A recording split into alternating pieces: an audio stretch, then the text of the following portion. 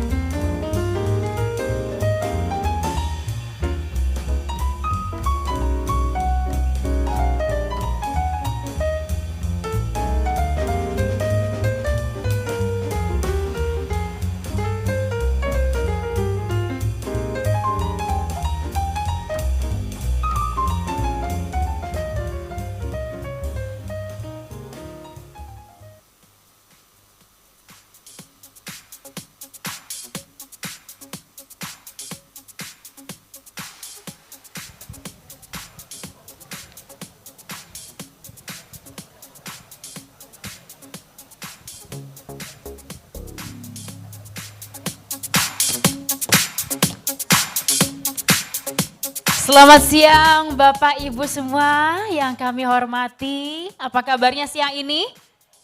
Baik? Baik ya, semoga sudah terrecharge setelah makan siang tadi. Dan sebelum kita berlanjut, izinkan saya untuk menyapa yang terhormat Komisaris Utama PT Pertamina Lubricants, Bapak Budiarto Teja. Selamat datang Pak Budi, terima kasih telah bergabung bersama kita. Dan selamat datang kembali Bapak Ibu semua dalam Industrial Forum 2023. Seperti janji saya di awal tadi, siang ini kita akan ada 2 seminar dalam Industrial Forum. Tentunya akan dipandu oleh moderator dan narasumber yang sangat kompeten di bidangnya. Diskusi kita hari ini tidak hanya dihadiri oleh audiens dan juga narasumber dari nasional, tapi juga lintas negara. Jadi sebagian dari diskusi yang kita adakan pada hari ini akan digelar dalam bahasa Inggris dengan English speakers. Dan untuk itu kepada Bapak Ibu yang sekiranya membutuhkan alat penerjemah atau interpretation devices, di awal sesi Industrial Forum ini kami persilahkan untuk mengangkat tangannya dan Usher serta LO kita akan membawakan Bapak Ibu alat penerjemah atau interpretation devices. Kami persilahkan kepada Bapak Ibu yang membutuhkan, silahkan mengangkat tangannya. Baik, silahkan para Usher untuk menghampiri di meja masing-masing. And also to all our foreigner or English speaking guests, sir. We kindly inform you all that if you are in need of an interpretation device, you can raise your hand and our usher will provide you to your tables. All right, so is there anyone who needs? Okay, another one. Kepada tim usher dan LO kami persilahkan untuk membawakan alat interpretation atau alat penerjemah. Kepada Bapak Ibu, please maintain your hands. Oke, Bapak Ibu tetap mengangkat tangannya sehingga usher kami bisa melihat meja yang membutuhkan alat penerjemah. Baik, sambil usher membawakan alat penerjemah, kami akan menginformasikan mengenai Industrial Forum siang hari ini. Jadi sesi pertama Bapak Ibu akan mengangkat tema The Journey of High Quality Lubricants, Technology that Drives Efficiency. Dan dalam diskusi ini kita akan bahas lebih dalam bagaimana pelumas berkualitas tinggi dengan teknologi yang mutakhir mampu mendorong efisiensi dan produktivitas dengan optimal. Jadi ini akan menjadi diskusi yang sangat menarik tentunya bagi Pertamina Lubricants dan juga para clients. Dan nanti di sesi kedua kita akan mengangkat tema Listen to Your Oil, Bridging Best Values for Your Business.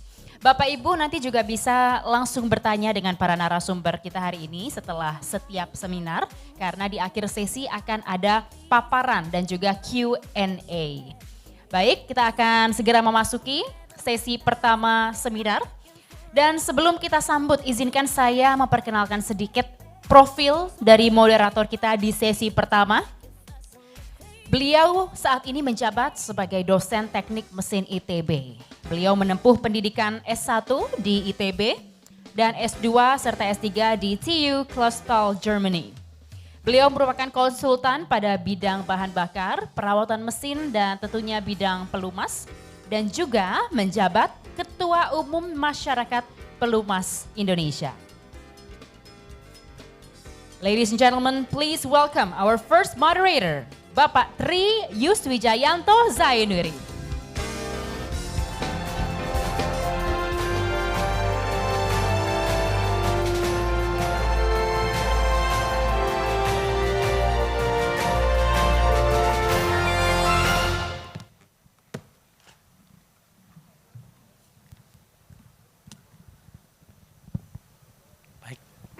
Terima kasih Pak MC, selamat siang Bapak Ibu semua. Assalamualaikum warahmatullahi wabarakatuh. Kita memasuki sesi yang paling berat ya, karena Bapak Ibu habis tour melihat fasilitas yang ada di Lubricant Center ini. Tentu capek, habis itu makan, habis itu duduk di sini dingin, ngantuk ya. Ya itu tantangan presentasi di habis makan siang. Supaya kita semuanya bangun, supaya semangat. Kalau saya bilang selamat siang, tolong dijawab dengan Pertamina Lubricant mendunia. Ya, oke kita coba. Selamat siang. Kurang kompak ini sebelah kiri belum. Kita ulang sekali lagi. Selamat siang, Pertamina Lubricant mendunia. Oke, baik Bapak Ibu, terima kasih. Ya, sesi seminar pertama setelah makan siang ini akan diisi dengan penjelasan tentang bagaimana membuat lubrikan yang berkualitas. Akan dibawakan oleh Nelson Tam. Beliau sudah berkiprah di industri pelumas selama 30 tahun lebih. 8 tahun ada di ESO, kemudian sejak 96 atau 27 tahun ada di Lubrisol. Beliau saat ini menjabat sebagai Product Manager untuk Industrial Product dan memberikan technical support kepada customer yang menggunakan produk Lubrisol di Asia Pasifik. Beliau memiliki latar belakang akademis bidang chemistry atau kimia dari Waterloo in Kanada. Baik, mari kita sambut dan kita berikan applause kepada Mr. Nelson Tam. Mr. Tam, please coming to stage. Please sit down.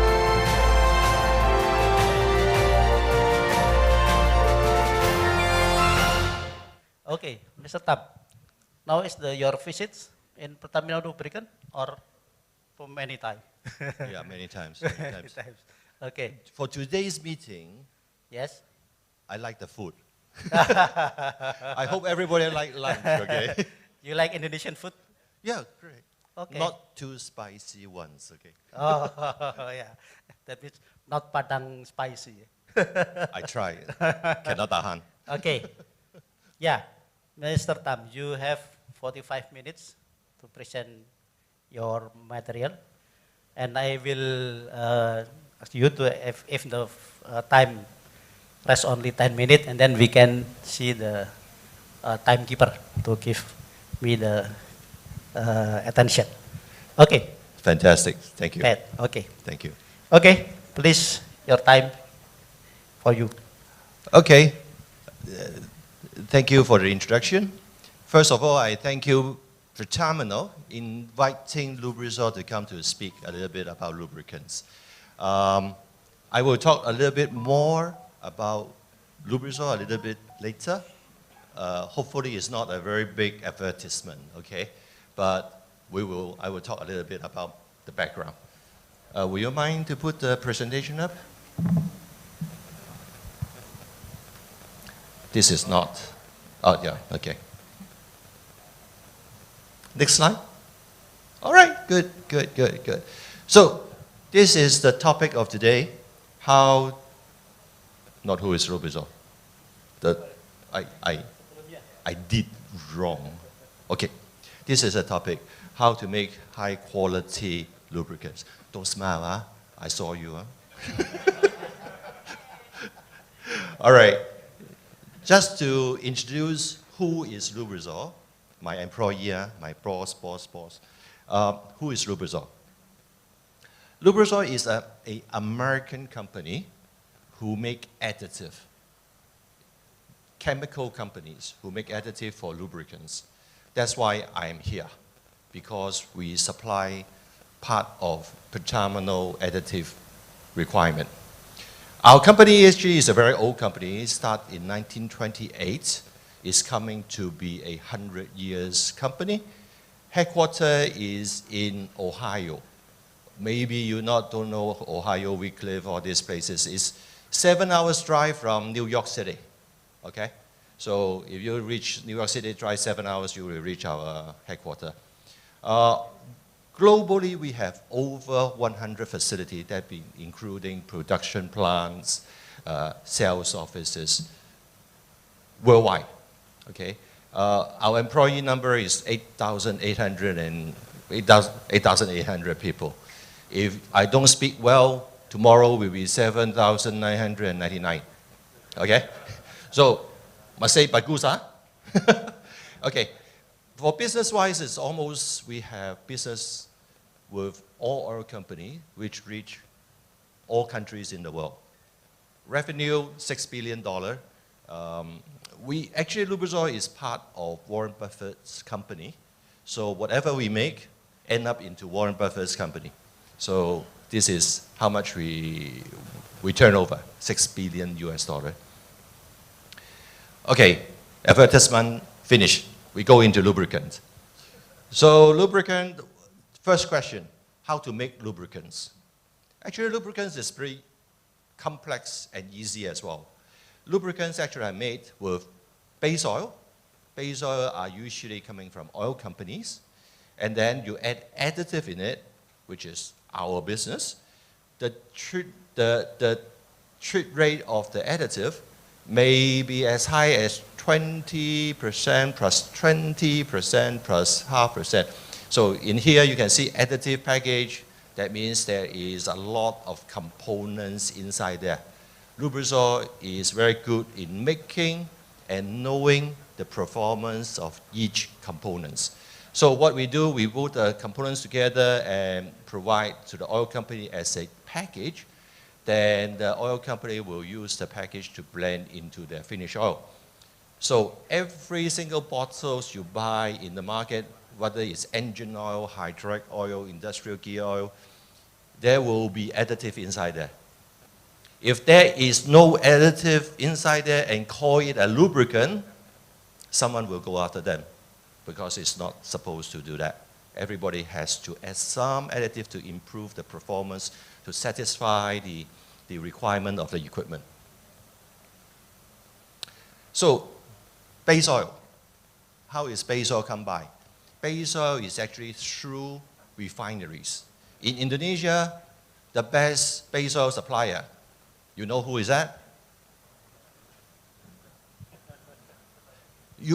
Who invited you here? You have to understand, say it louder. Who is the best base oil supplier in Indonesia? Thank you, thank you. I keep my job, okay? So, base oil are made from refinery. So in Indonesia, Pertamina make base oils. And base oil can be grouped into called group 1, group 2, group 3. And then there is some called PAO, PAG ester, we call it synthetic material. This PAO, PAG ester are actually a chemical reaction, biochemical reaction, and then make this kind of base fluid. So group 1, group 2, group 3. I don't go into details about this base oil. If you need to know about the details, ask who are Pertamina. They know well. This is our business, Lubrizol business. Additive-wise, you can see there are a lot of components inside there. So you have, I name it easily from left to right, dispersant, detergent, foam inhibitor, emulsifier, demulsifier, seal well agent, blah, blah, blah, blah, blah. A lot of components. The complex of Lubrizol business is actually to find the best component for the lubricants and satisfy the requirement of the lubricants. So the package Lubrizol provide will combine of a lot of these components, So the additive in your mind today, after you listen to me, you will say, additive is a very complex material. Only oil company know what they are. So don't try to buy additive and put it into your tank and think that you are a very good lubricant blender or supplier. So in per terminal, this is the flow chart of how per terminal makes their lubricant. First of all, from left-hand side, you can see there are a lot of researcher, which is in per terminal is product development group. They will look into the additive they need. They will do a lot of tests. While you're in a tour, I think you see how many testing is already set up in per terminal. So they set up all these tests because they ensure the lubricants they make is the best in class. So after the per terminal product development group approve the product, they will buy from the supplier. At the same time, they will get base oil from the refinery. Then all this base oil and additive will go into the tank. The tank, after getting in the tank, obviously there's QC check, which makes sure the additive arrive in the right proportion, right performance, right spec. Then after that, they go into the blending tank, then they blend into finished oil. Before they ship it to the market, obviously they have to go through QC check again, quality checks again, okay? So at the same time, they have to fill into the different packages, 200-liter drum, 18-liter pail, 4-liter bottle, 1-liter bottle, or even smaller size, 0.8-liter little bottles. So after you package, then you ship it to the customers through distributors or direct customers. So in this process, a lot of quality checks. If you lack of those quality checks, you cannot guarantee your performance, all right? So that's why per terminal is spending so much money and efforts in ensure the product they make is world class. So coming back to here, the last slide of this lubricant, what lubricant do? Say in mining, they use in the mines, in cement plant, they use in the plant. Then after 1 year or 1.5 years, you take the oil out, make sure the oil satisfies the requirements. So the equipment is protected, the oil can last that long, so that is the actual field trial. Today, I put 4 groups. I don't want to put the details, but every single group of this will contain easily over 100 tests. So in Lubrizol, you can see research testing, we have easily 100 testing equipment, a lot of test method, a lot of testing. So bench test, again, is a lot of testing as well. Mechanical testing, Lubrizol has a lot of engine testing to satisfy global requirement. Sorry about it, I say a lot of Lubrizol. I should say a lot of per terminal, sorry about it. From now on, I say no more about per terminal. It's my job, huh? Sorry about it. Give you an example of how expensive, intense a test program. This is an API CK4 diesel engine oil test program. On the left, bench test. Easy, cheap, no problem. On the right, mechanical test. These are the tests that I said you need to take the whole engine out to run in a test cell for days after days. So you look at it, for the API CK4, which is the most recent API diesel engine specification, you have to run mechanical, how many mechanical tests? 1, 2, 3, 4, 5, 6, 7, 8, 9. 9 mechanical tests. You think about it, you have to buy 9 engines to run days after days, and then after the test, you open it up, you pictures of every single parts, and make sure every single part satisfy the specification. What else after that? We throw the whole engine away. That's all. That's how expensive to run a engine oil testing. The cost of CK4 engine test, one-time passer, that means you run a test and then you will pass it, is cost $1 million US. For user here, you buy a CK4 engine oil, you think it's only so much rupiah, Indonesian rupiah. But you think about the money invest into the can of oil you're holding is huge. It's a lot of money there. Okay, we talk about how to make high quality lubricants, so we must define what quality is. So quality in a lot of lubricants, we have specifications set up to establish what means by quality. So this specification can be set up by individual organization like ISO, SAE. These are the general kind of specification. Then you have some industrial organization like API. API is American Petroleum Institute. It's American. It's very focused in engine oil. ACR is European engine oil. JESO is Japanese. Then USS is US steel makers. So you have a lot. This is only example. If you have to write all the organization, it will be pages after pages.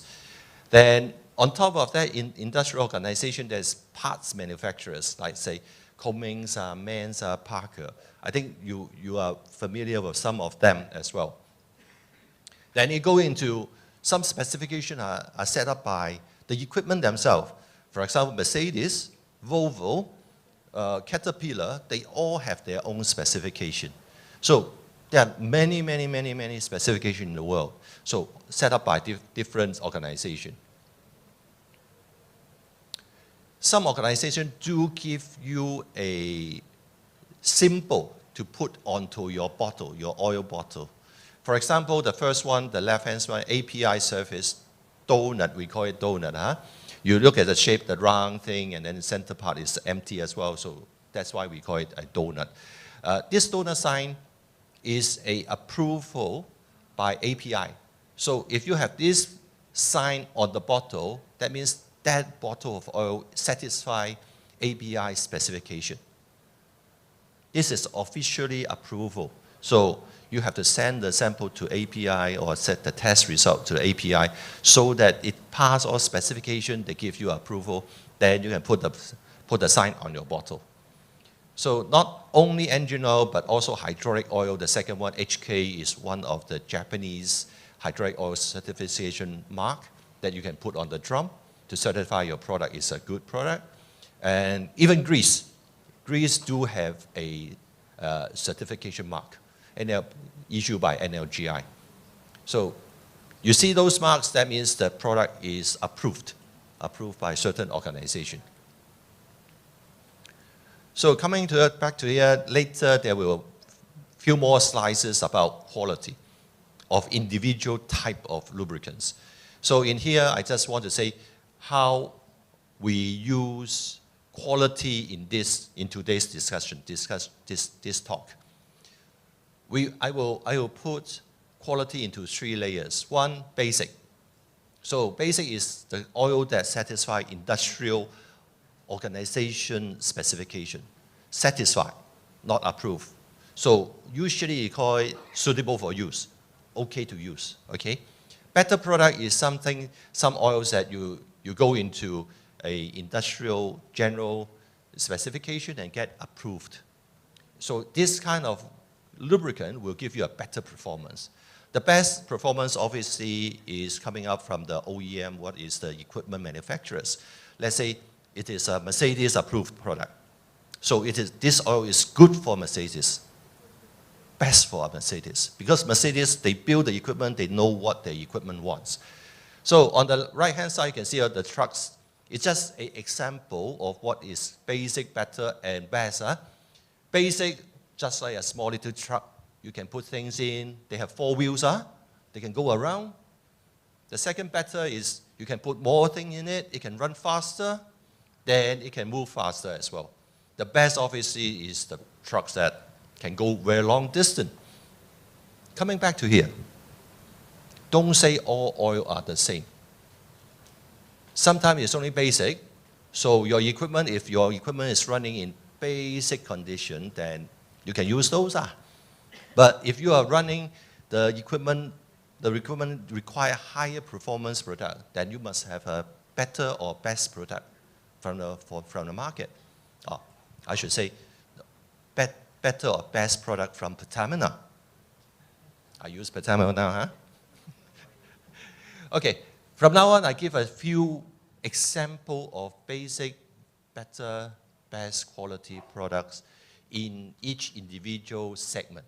I cannot discuss all the lubricant segments because time doesn't allow us to do that. For example, diesel engine oil. You look at this chart. I start from 1990. I know some of you may not be born at that time yet, but I was born I was quite old at that time already. So, started from 1990 to 2027, that's in the future, diesel engine oil specification had been changing.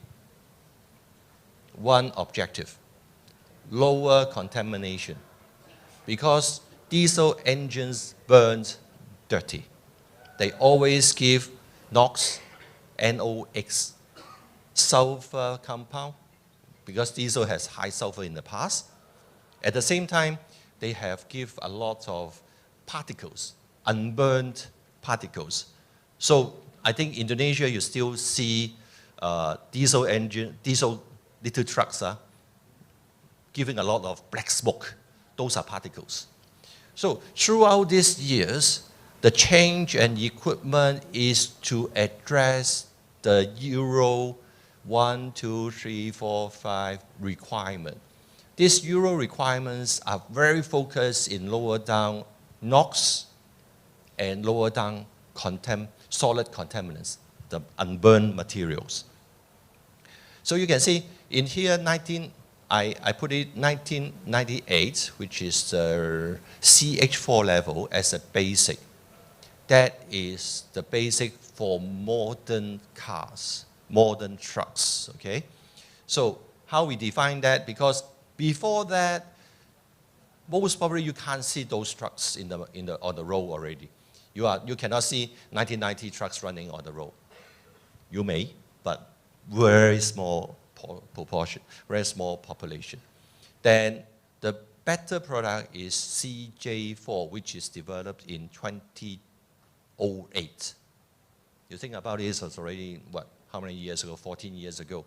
It's a better product. The best product, obviously, is CK4 product, which is good for all diesel engines.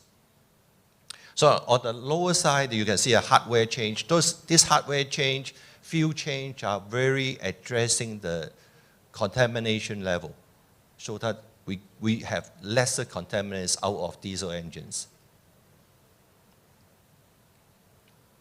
For example, in this is an impact of the biodiesel on lubricants. I have no clicks on the slide, so I cannot. Can you click on the right-hand side, the beakers there? It's a short clip. I cannot point that. Can you? No. Can you point on the beaker at the previous slide? Hey, sorry,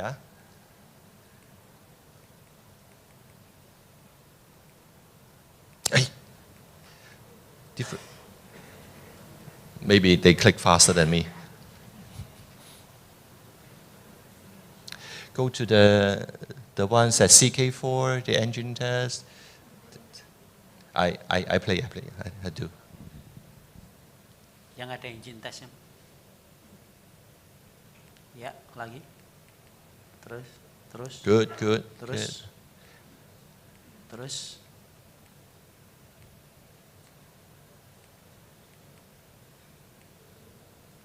Okay, Yeah. stop here. So on the right, Sebelumnya. Oh, you can operate self. I cannot click onto. Anyway, Okay. if I can, on the. Sebelumnya, Mbak, sebelumnya. Can you click here? Sebelumnya. Nah. This one? No? This, Ah, okay. because it is a short clip. Can you Klik click lagi, in Mbak. your computer? Diklik, In here? diklik ada waktunya. Oh, okay. Oh, not operate. It's okay. The You link. missed a very important click. Whatever it is just shows that especially in Indonesia, you have higher bio content, so you have biodiesel. So biodiesel did thicken your engine oil much faster.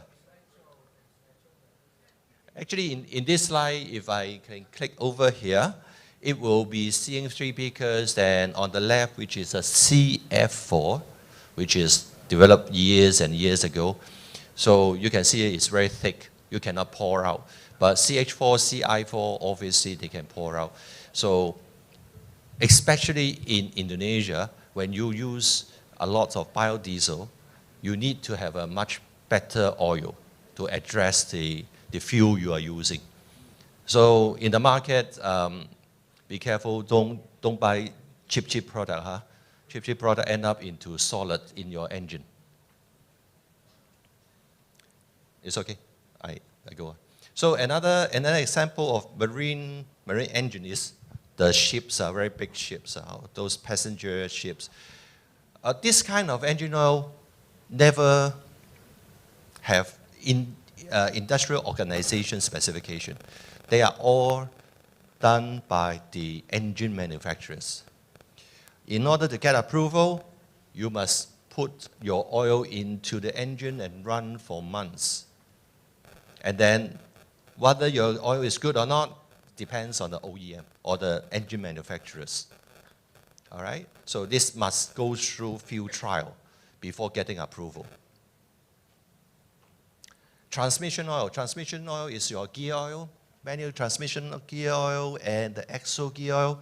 The basic one is a GL5. The better one is API MT1. MT1 is with higher antioxidation, so you can last longer. Obviously, the best is OEM approved product. Pertamino has that product, Mercedes 235.0. You look at their product, that is approved, Mercedes-Benz product. So Pertamino gear oil, very good, huh? For mining and construction equipments, in the past, in 1960s, 1970s, these kind of equipments are actually using engine oil in their transmission. So they use engine oil for transmission, hydraulic system, one oil, everything.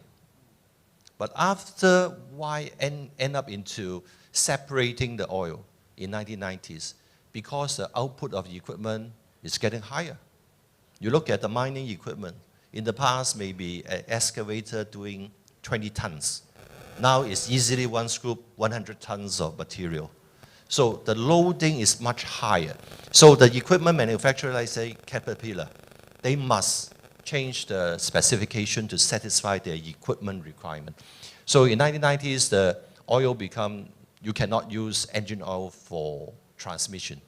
So the basic and better product is the TO4 transmission lubricants. The best, obviously, is individual OEM's product, like Volvo, Caterpillar, Komatsu, Ellison. These are equipment manufacturer's specification. If you can pass those, obviously, you have the best oil for your equipment.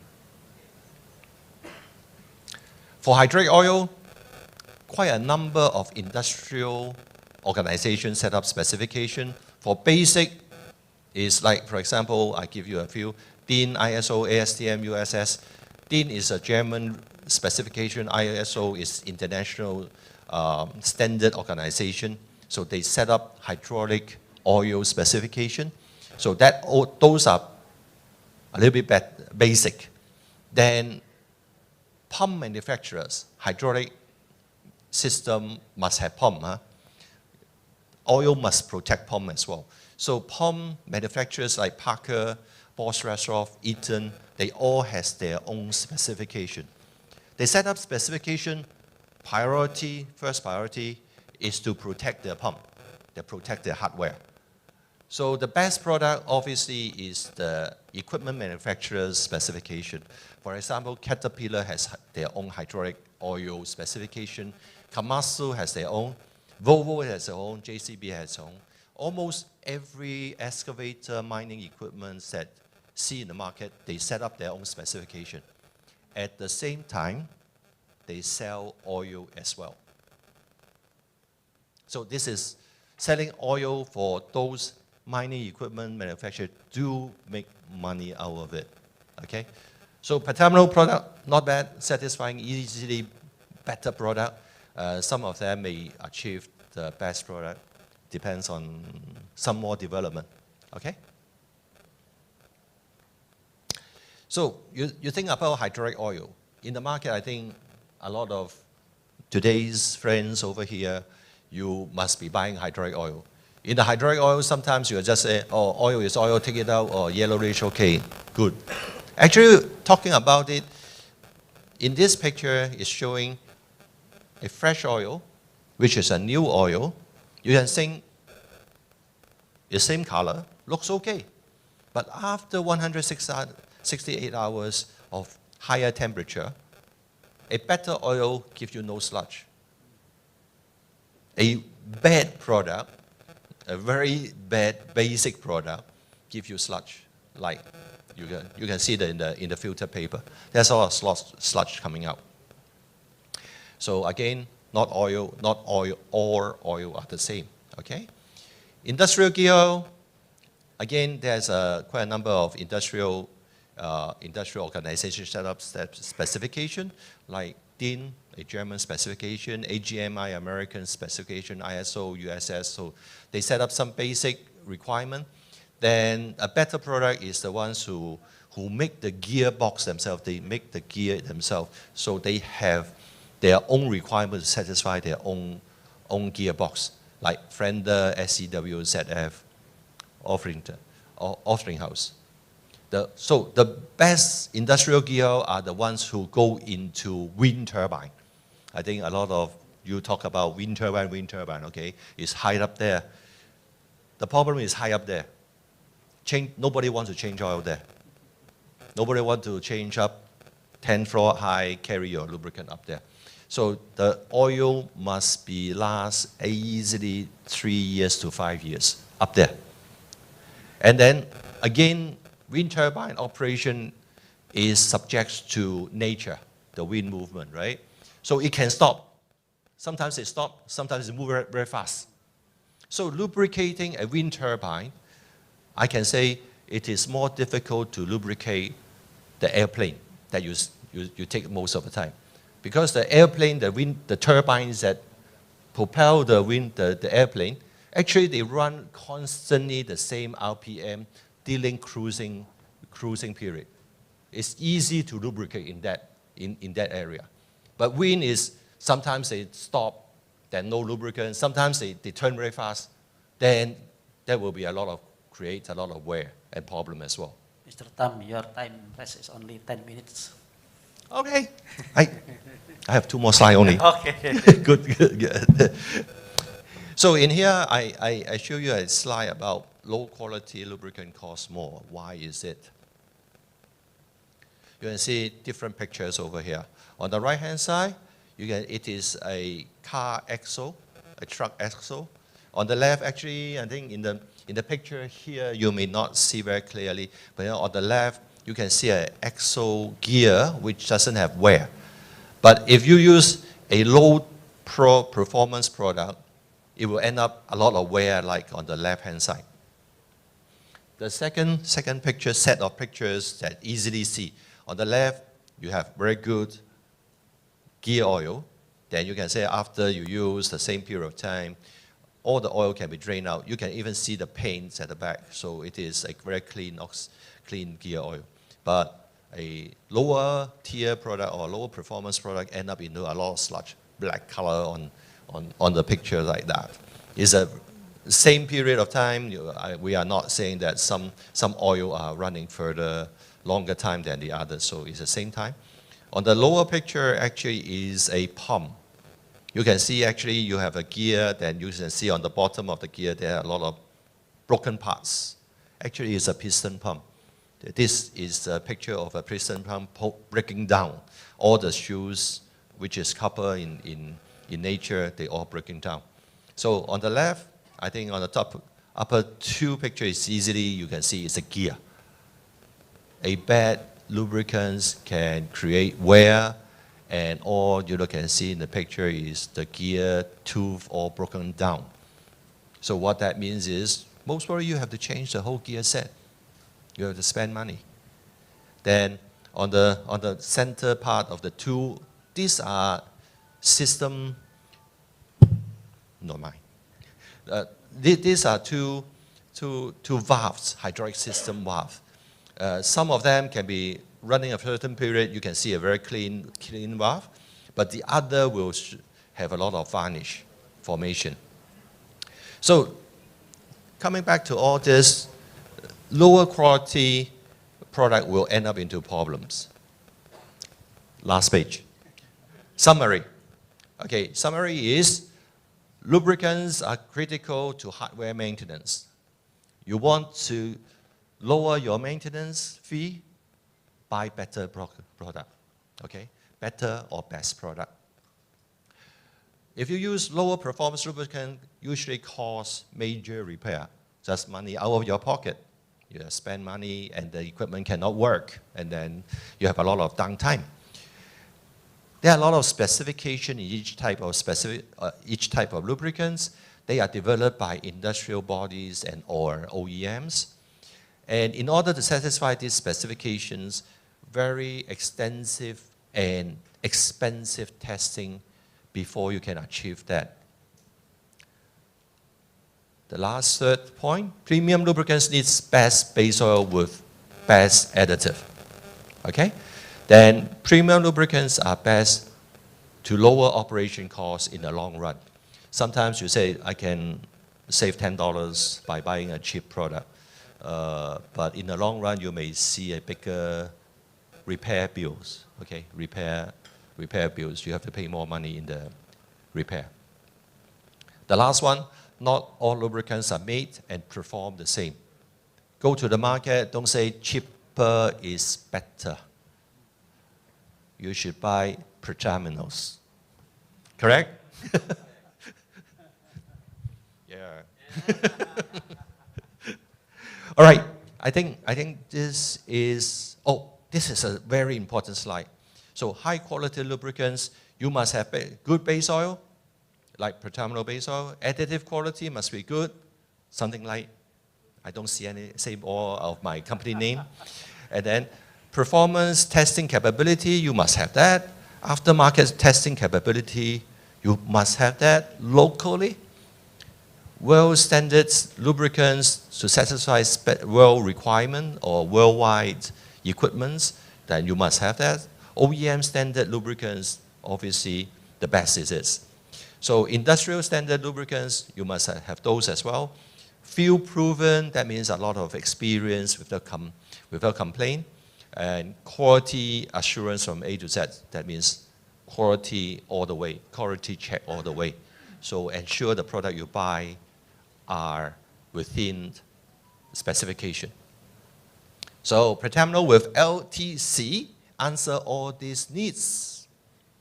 So who do you buy your lubricant anymore? Don't say other things but Pertamino.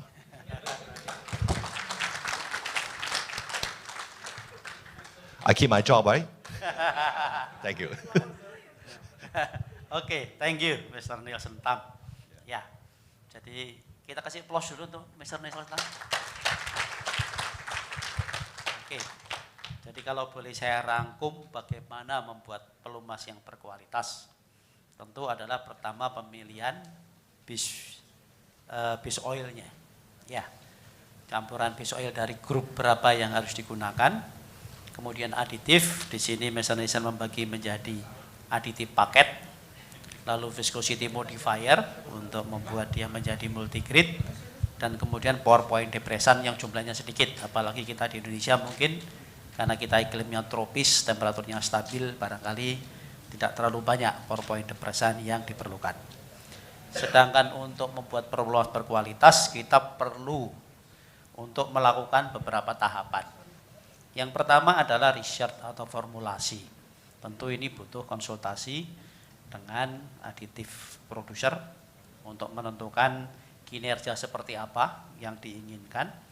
Kemudian setelah ada formulanya kita melakukan fisika kimia tes atau bench test seperti Forbol dan sebagainya untuk melakukan pengecekan apakah formula tadi sudah sesuai dengan spek yang diinginkan.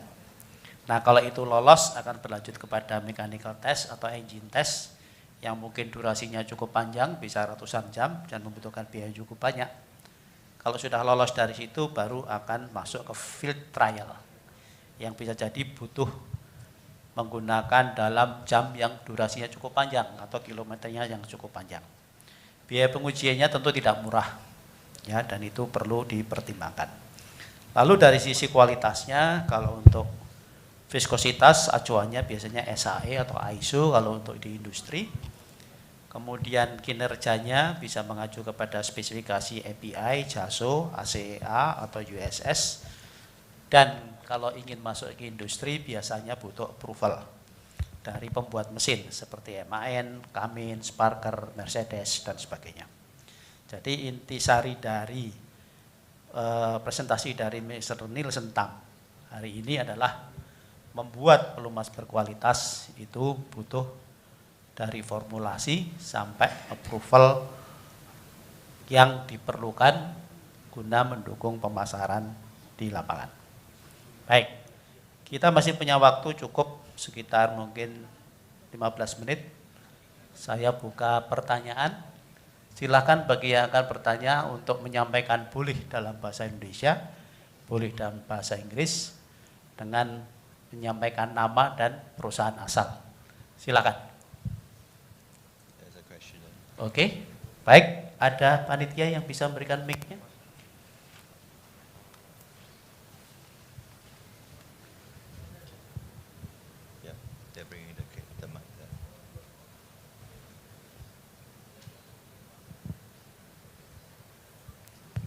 Silakan di meja paling depan, sayap kiri. Yeah, you got a mic. Paling depan, Mas. Oh, Bismillahirrahmanirrahim. ya, silakan. Oke. Bismillahirrahmanirrahim. Assalamualaikum warahmatullahi wabarakatuh. Waalaikumsalam wabarakatuh. Dear Mr. Nelson Tam and all of the audience, first of all, let me introduce myself. My name is Kautsar, and I am a grease engineer intern at PT Pertamina Lubricants, and I am still 20. Maybe this will be little out of the topic, but I'm very curious about your opinion, sir. As we know, Lubrizol has collaborative business with National Lubrication Grease Institute, or NLGI, especially in the implementation of Certificate Lubricating Grease Specialist course. If you look at the grease market in Southeast Asia, is it still worth it if I take the course or not? Because to be honest, I'm very interested and energetic to become a grease manufacturer engineer. Thank you, sir. Okay, Mr. Nielsen, maybe you can direct answer. Should I answer? Or who is your boss? But anyway, this is only a joke. I think going back to attend the National Lubricant Grease Institute certificate course is worth it. It's just like a specification for lubricants.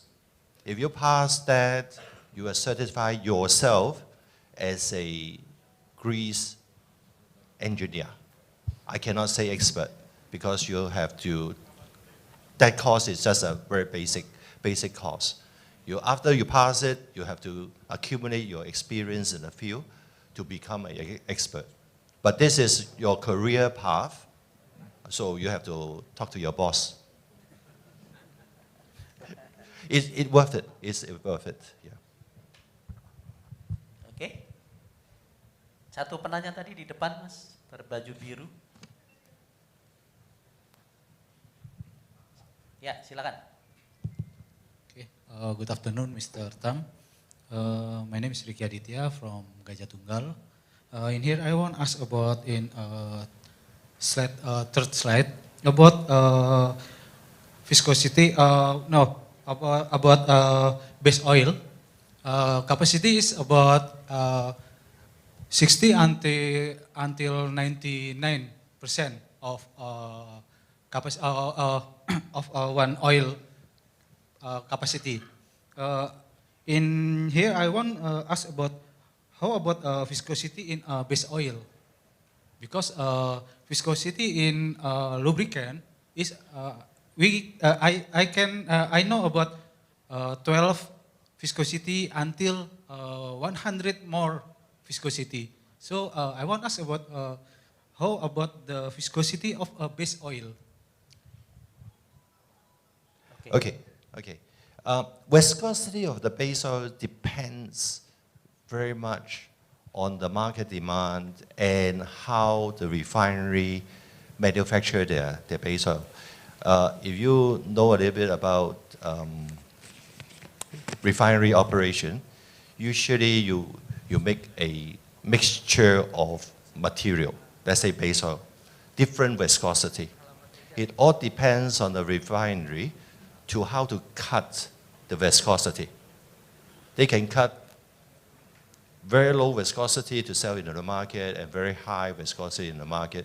It all depends on the refinery. But coming back to here, in Asia, general information. The most popular viscosity in Asia will be 150 N. May not be per terminal viscosity system, but in the open market is 150 N, which is around VG 32. Then you have 500 N, which is around 100, viscosity 100. Then you have very heavy product, which is called bright stock, BS bright stock. It is 460, right? 460.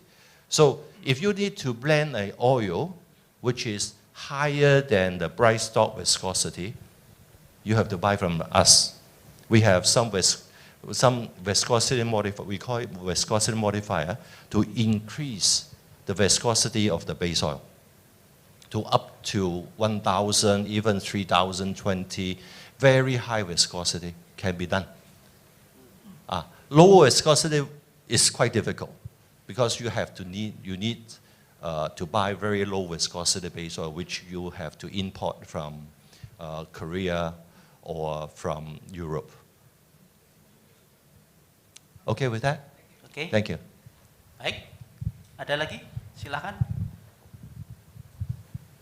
Di sebelah sini, Mas. Yang berbaju putih. Ya. Okay, good afternoon, Mister. My name is Danang. I'm from the Indonesian Railways Company. My question is, based on your company, is there an additive formula can be refuse the water, so it can be like doesn't mix with the lubricant?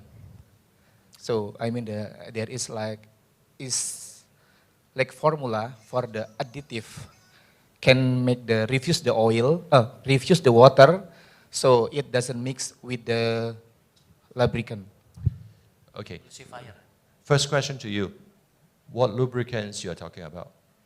Lalu mas apa yang dipakai? Diloka, Pak. Diluka. That's for Engine oil. engine oil. Engine oil, okay. One information is that engine oil itself has additive which has which like to mix with water. We call it detergent and dispersant. So engine oil, when we mix with water, you cannot take out the water. The additive will mix with the water and hold it inside the oil. You will never separate it. You can never separate it. So engine oil don't mix with water. Huh? You will become milky. The only thing you can do, drain, throw away. You cannot use additive to separate the detergent and dispersant mixed with water. You cannot do that. Just don't have that product.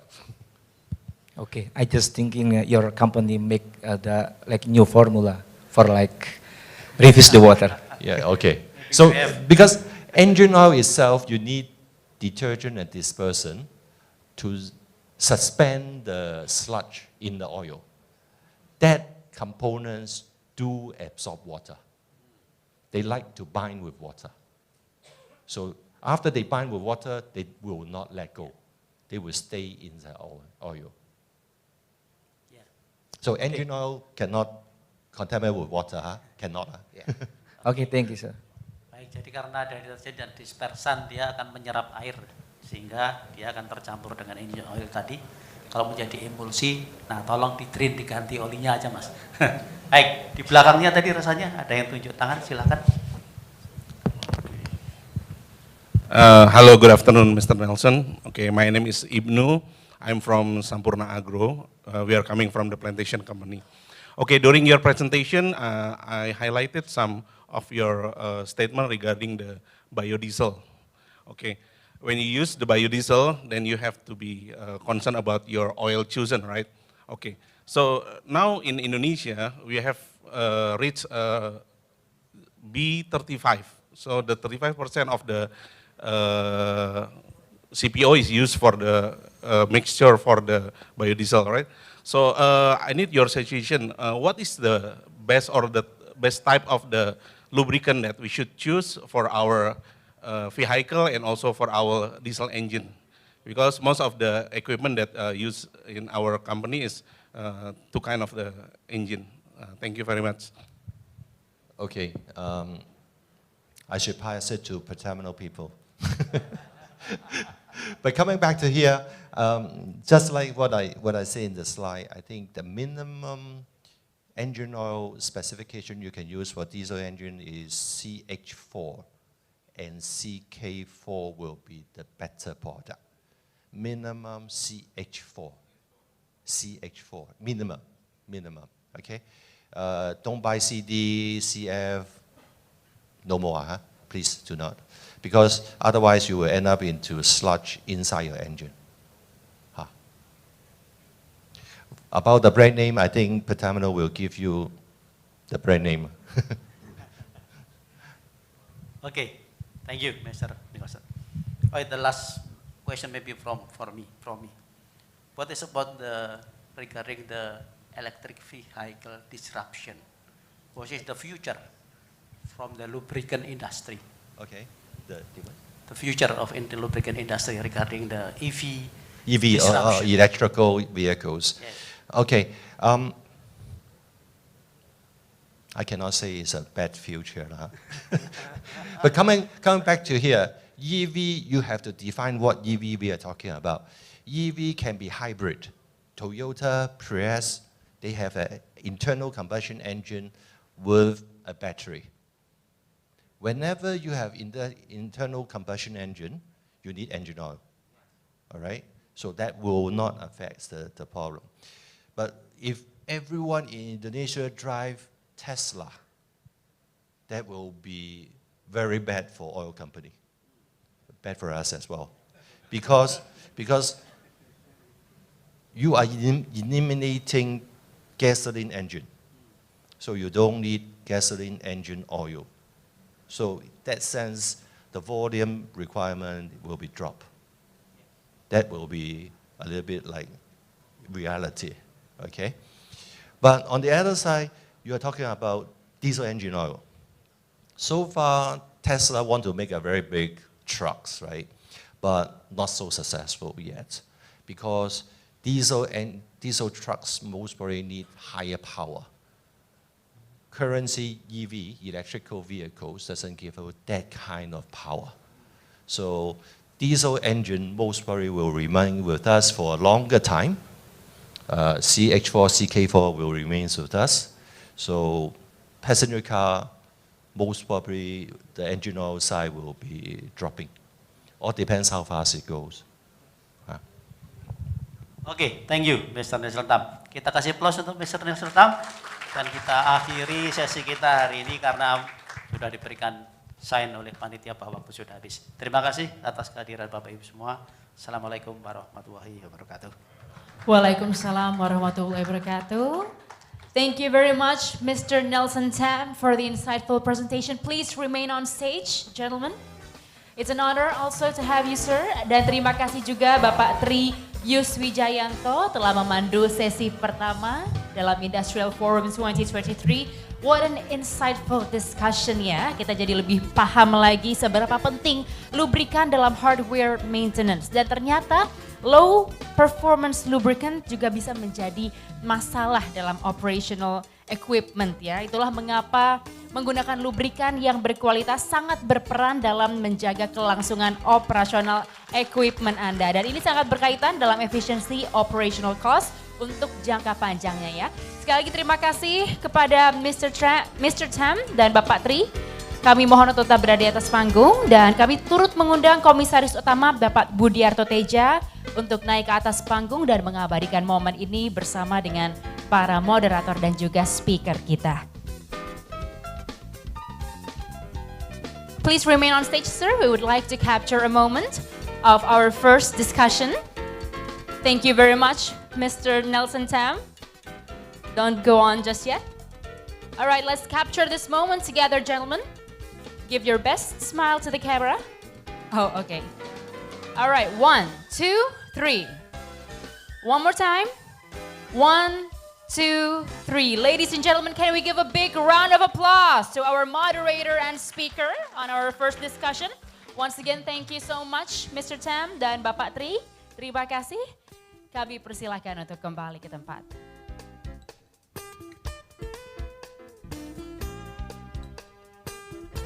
Baik hadirin yang berbahagia, masih semangat?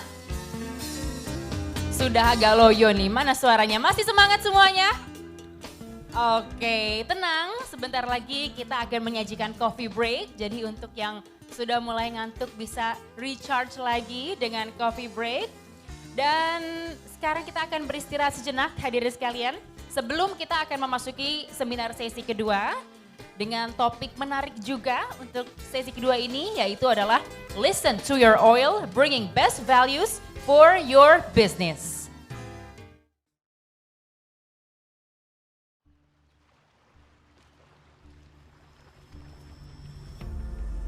Today, everything moves quickly, swiftly.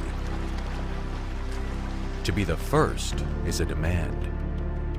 We are here to respond to the global challenges through product, technology, and commitment. Since our establishment in 2013, we have been taking part in the domestic lubricants industry with a vision to become a world-class lubricant company. This vision encourages us to give the best. Our Jakarta production unit is the largest integrated lubricant manufacturing plant in Southeast Asia. In addition to 3 other plants located domestically and overseas in Cilacap, Gresik, and Thailand. The latest technology that we use has been able to generate world-class quality products. In order to ensure the supply of lubricants to all consumers, we operate 3 Nusantara warehouses and 24 supply point depots, as well as our own channels spread in over 6,000 locations. And in order to fulfill the domestic market demand, we operate 7 sales regions in charge with marketing and distribution throughout Indonesia. Through the sale of its lubricant products to various countries, PT Pertamina Lubricants has gained international recognition, reaffirming Indonesia's good international reputation. We believe that high-quality products are created from thorough testing processes. We are the only lubricants producer in Indonesia with product testing laboratories at each production unit, which meet the international standards. As part of our services for consumers, we also operate Oil Clinic as a lubricants testing laboratory, particularly for industrial consumers. In every operation, we prioritize the environmental and occupational health, safety, and security aspects in order to create a safe and healthy work condition for every worker. PT Pertamina Lubricants also participates in fostering and promoting the nation's future generations through a corporate shared value with the Enduro Student Program. We will continue to tread the path to become a world-class lubricant company as we desire to be a meaningful part of this nation for today and tomorrow.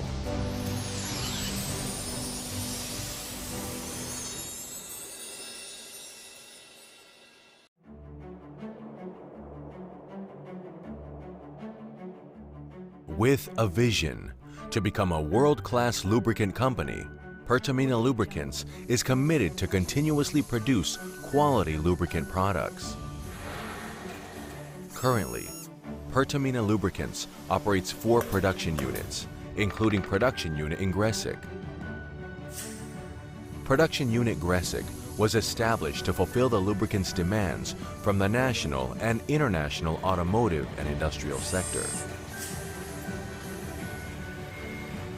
Established in 2008, Production Unit Gresik has production facilities include Lube Oil Blending Plant, LOBP, with a capacity of 140 million liter per year, and Viscosity Modifier Plant with a capacity of 9 million liter per year. With a world standard, advanced, modern, full automation technology of automatic batch blending, inline blending, pigging system, automatic manifold, and full automated filling machine. Production Unit Gresik has its own oil testing laboratory for overall quality control. We are the only lubricant company in Indonesia that has its own oil testing laboratory. Our production and product standards are in accordance with the Indonesian National Standards, SNI, and the International Standards, ISO. The tests are conducted carefully with a professional team.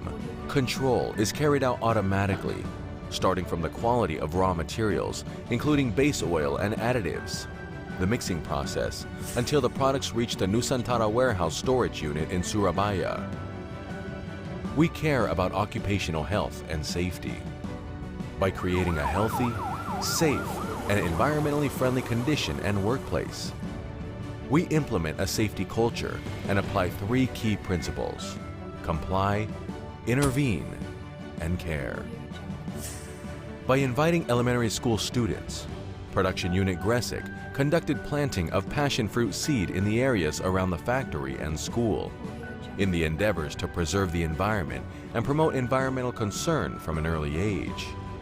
Production Unit Gresik also provides training and facilitates Indonesian youth through a corporate shared value with the Enduro Student Program that drives the entrepreneurial spirit in the field of motorcycle repair shops. Pertamina Lubricants, for a better Indonesia.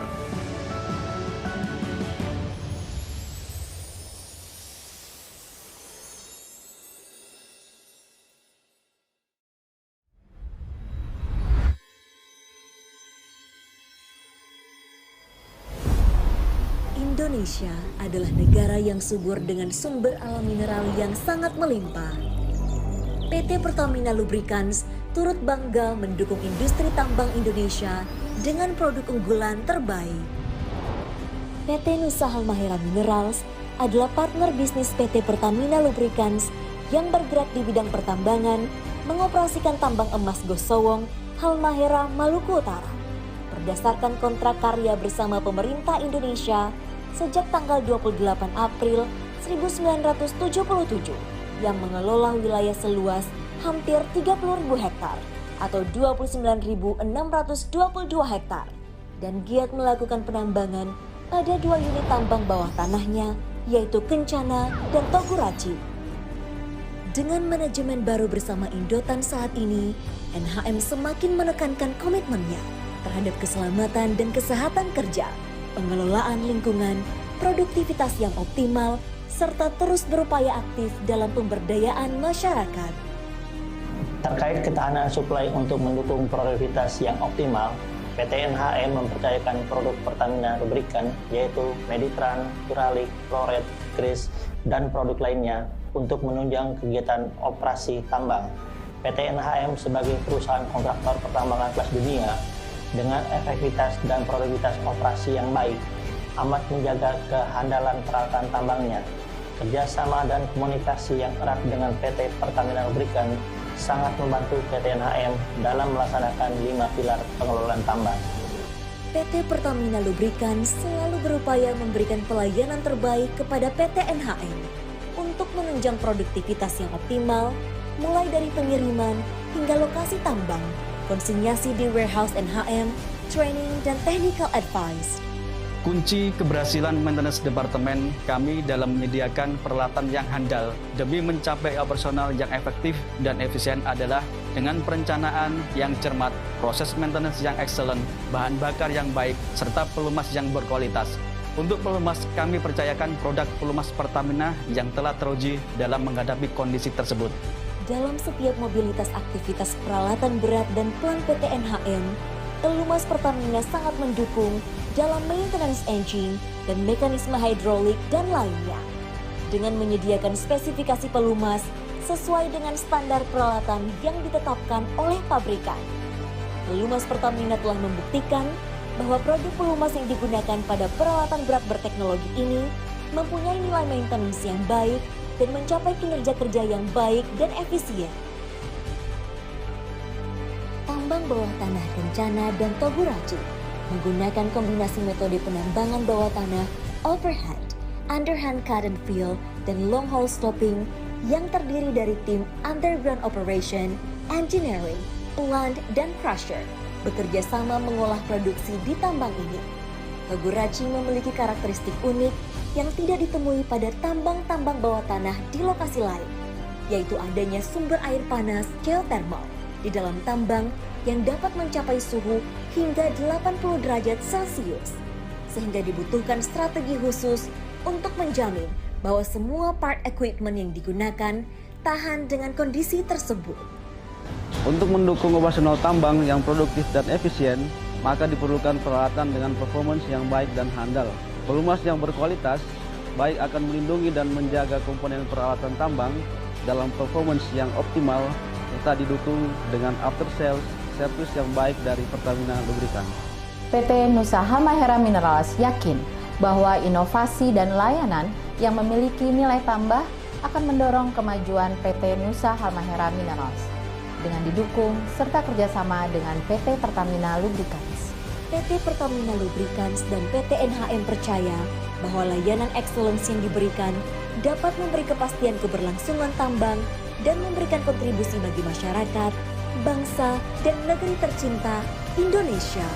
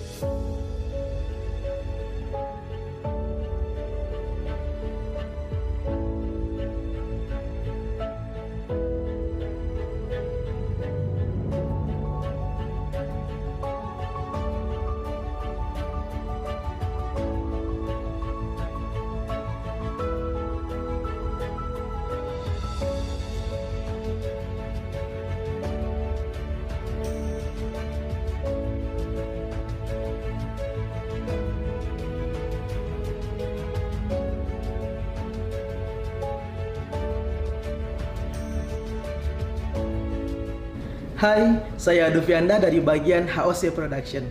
Kunci keberhasilan fungsi production dalam menghasilkan minyak yang berkualitas tinggi yaitu meningkatkan produktivitas, melakukan maintenance yang baik, serta memilih produk pendukung yang tepat. RU2 Dumai mempercayakan Pertafoam Suppressor sebagai produk anti-foam yang mampu mencegah terbentuknya busa pada proses thermal cracking di unit 140 DCU. Dalam operasinya, RU2 Dumai telah menggunakan lebih dari 32 kiloliter untuk produk anti-foam ini dan dilakukan sejak tahun 2021. Kami ucapkan selamat dan terima kasih kepada Pertamina Lubricants dan tim RTI atas kerjasama dan inovasi yang luar biasa ini. Nah, untuk rekan-rekan semua, mari sama-sama kita gunakan produk Pertafoam Suppressor untuk meningkatkan kualitas pengolahan di refinery. Pertafoam Suppressor, mantap. Saya Siswanto, Seksien HOC. Refinery Unit 2 Dumai telah menghasilkan berbagai produk bahan bakar minyak dan non bahan bakar minyak, serta berhasil didistribusikan ke berbagai pelosok tanah air dan mancanegara. RU2 Dumai berkomitmen menjadi kilang kebanggaan nasional.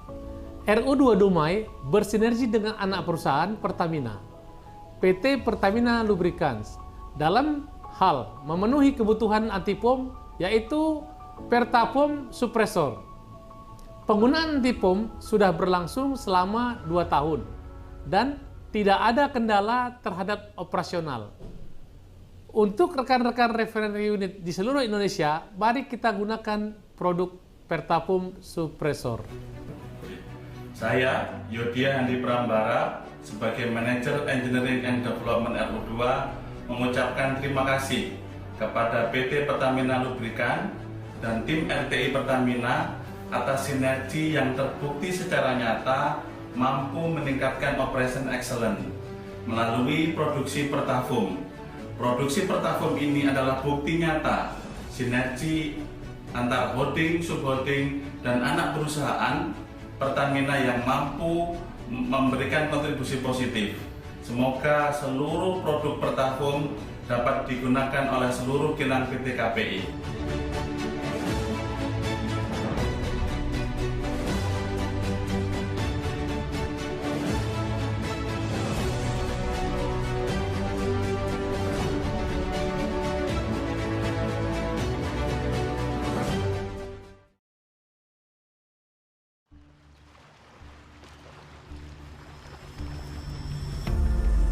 Today, everything moves quickly, swiftly.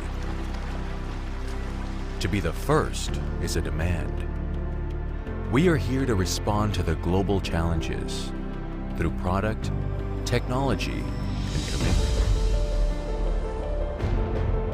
Since our establishment in 2013, we have been taking part in the domestic lubricants industry with a vision to become a world-class lubricant company.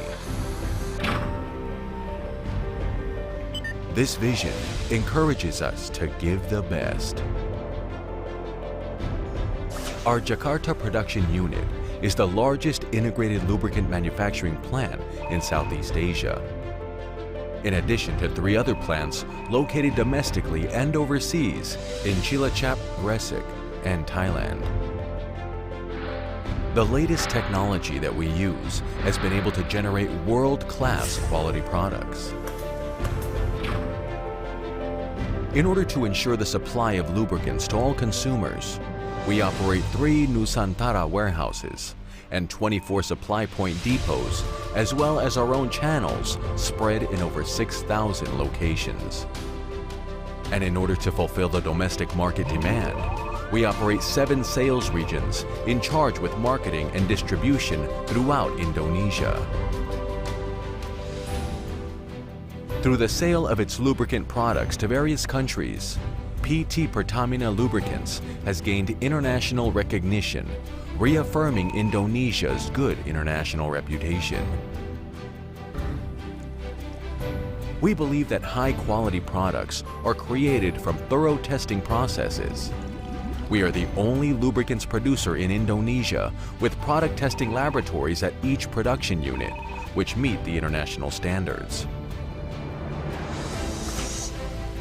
As part of our services for consumers, We also operate Oil Clinic as a lubricants testing laboratory, particularly for industrial consumers. In every operation, we prioritize the environmental and occupational health, safety, and security aspects in order to create a safe and healthy work condition for every worker. PT Pertamina Lubricants also participates in fostering and promoting the nation's future generations through a corporate shared value with the Enduro Student Program. We will continue to tread the path to become a world-class lubricant company as we desire to be a meaningful part of this nation for today and tomorrow.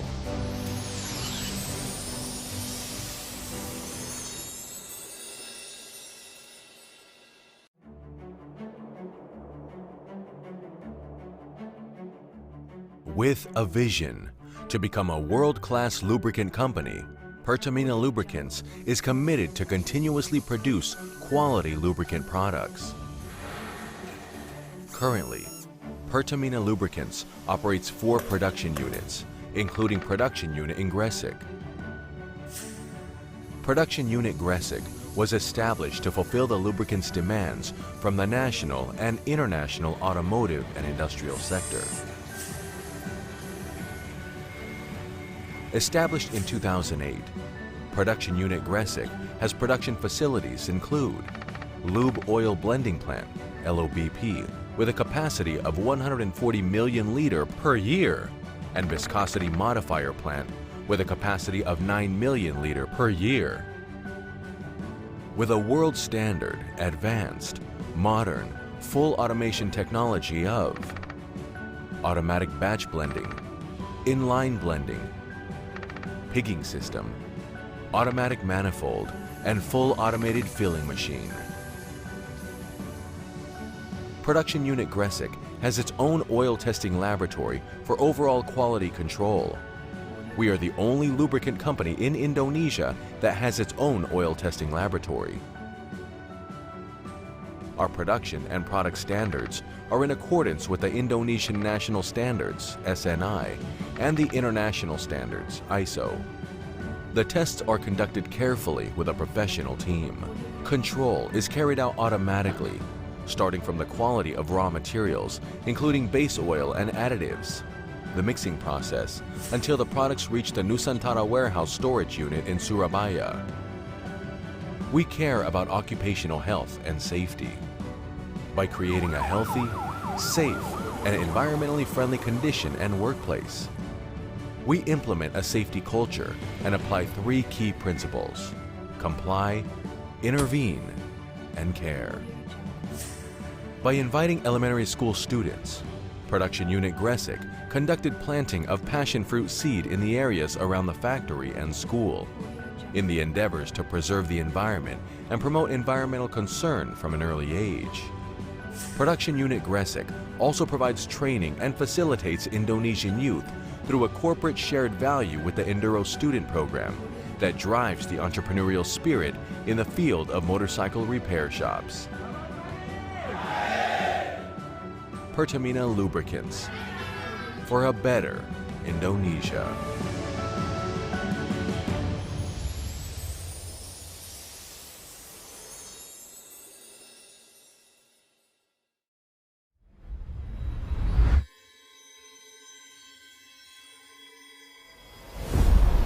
Indonesia adalah negara yang subur dengan sumber alam mineral yang sangat melimpah.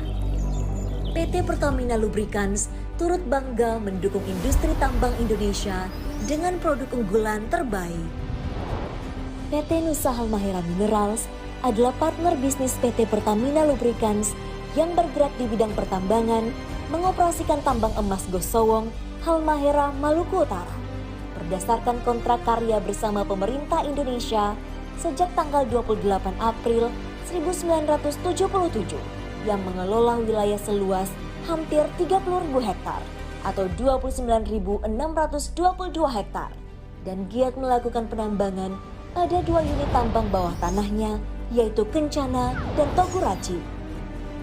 Dengan manajemen baru bersama Indotan saat ini, NHM semakin menekankan komitmennya terhadap keselamatan dan kesehatan kerja, pengelolaan lingkungan, produktivitas yang optimal, serta terus berupaya aktif dalam pemberdayaan masyarakat.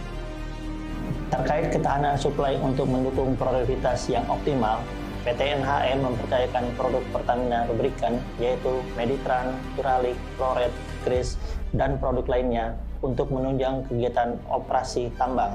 PT NHM sebagai perusahaan kontraktor pertambangan kelas dunia dengan efektivitas dan produktivitas operasi yang baik amat menjaga kehandalan peralatan tambangnya.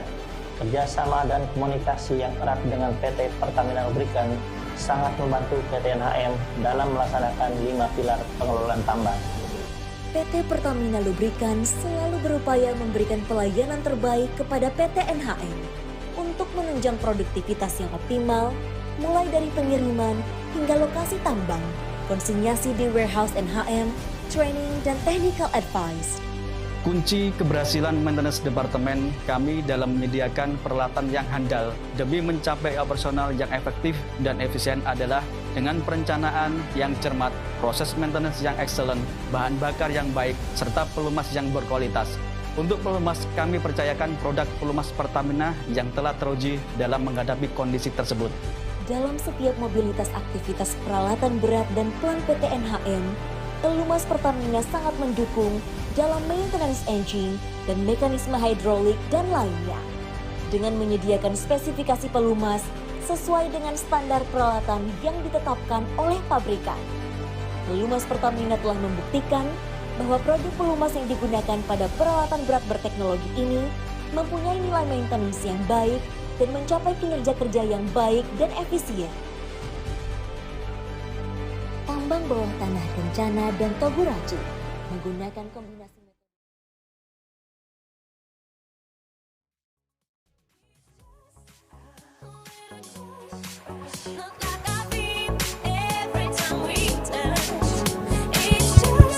Alright, let's give it up for our band performance. Boleh kita berikan tepuk tangan dong. Terima kasih telah menghibur kita di sore hari ini sembari Bapak Ibu menikmati coffee break.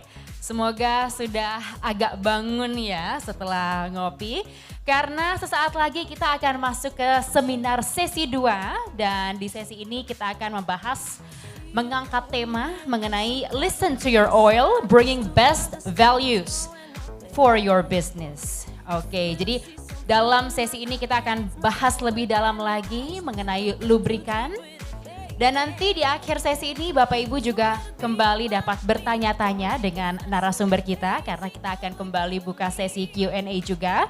Dan izinkan saya untuk memperkenalkan moderator di sesi kedua kali ini, yakni adalah seorang Junior Technical Specialist dari HSD Engine Oil. Beliau menempuh pendidikan S1 di Teknik Mesin UGM dan juga memiliki sertifikat dan berbagai penghargaan di antaranya Certified ICML MLT1 and MLT2, Certified GE Waukesha Gas Engine Personnel, Certified SD Myers Transformer Management, dan juga beliau mendapat penghargaan Dharma Karya Kementerian ESDM di tahun 2022 lalu. Boleh kita berikan tepuk tangan Bapak Ibu semua, please welcome our moderator for this session, Bapak Brahma.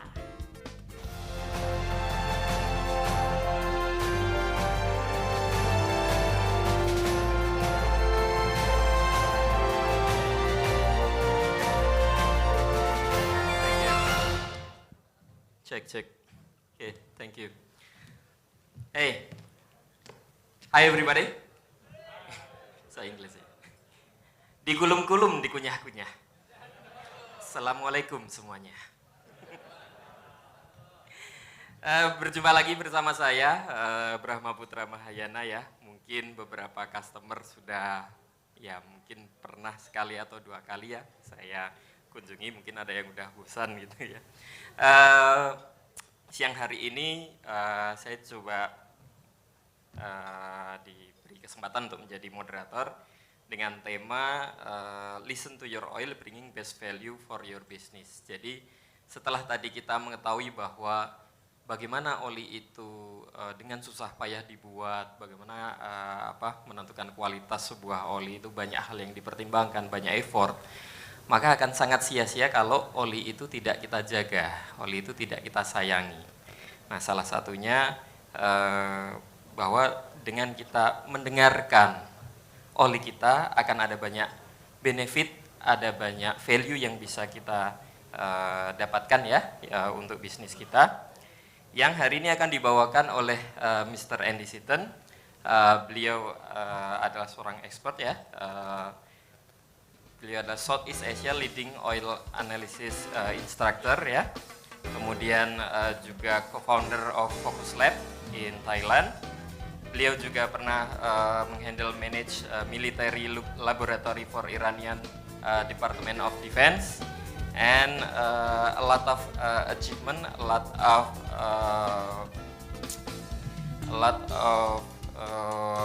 achievement that has been by Mr. Andy. So supaya tidak terlalu lama, David Beckham main ke kebun. Please welcome Mr. Andy Seaton.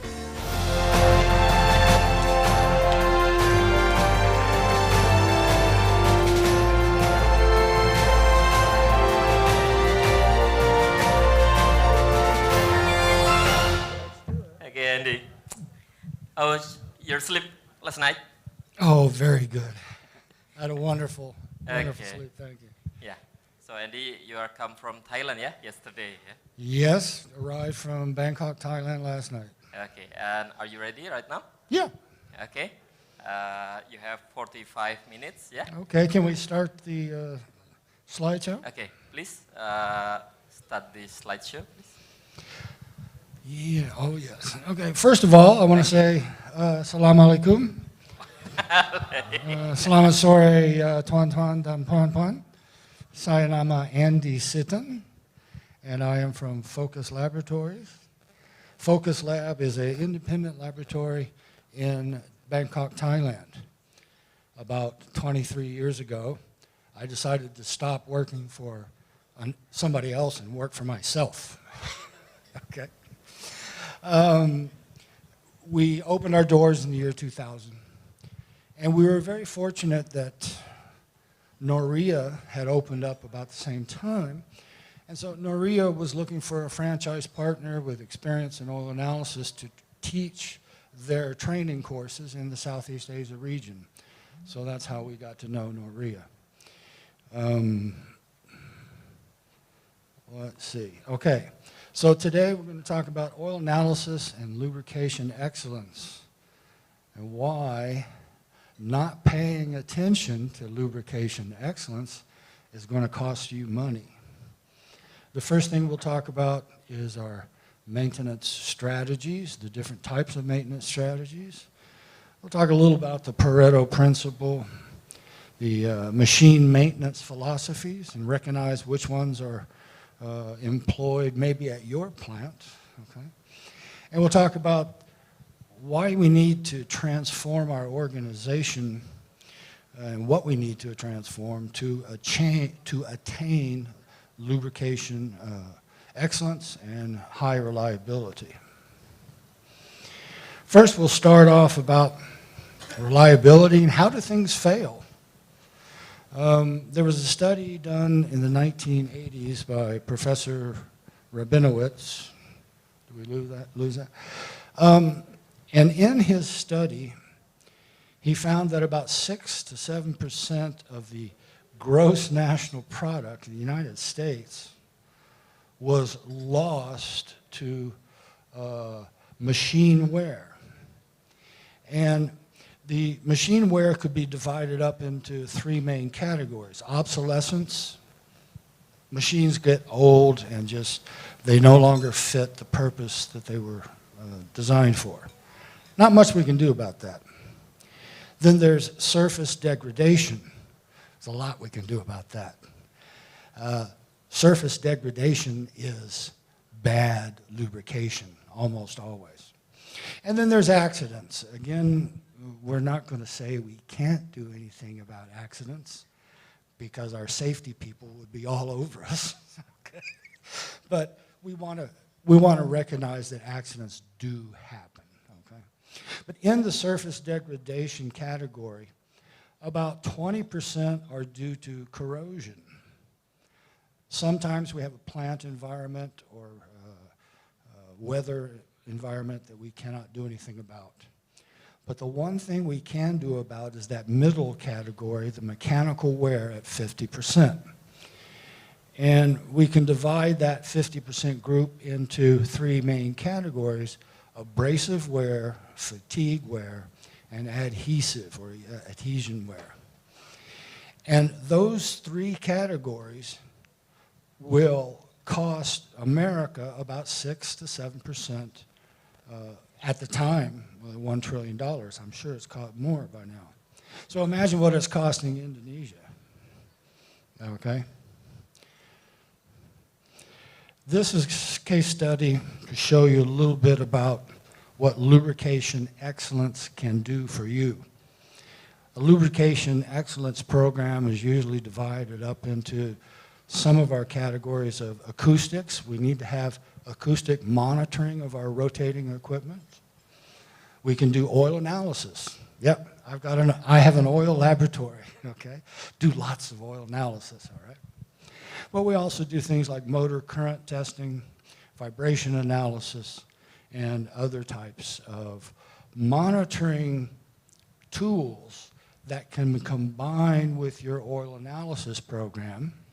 And the oil analysis program that you're getting from Pertamina, after I saw the laboratory today, I am quite sure they're going to be able to give you just as good of a program as we do in Bangkok, okay? But this study is from Constellation Energy, a power plant in the US.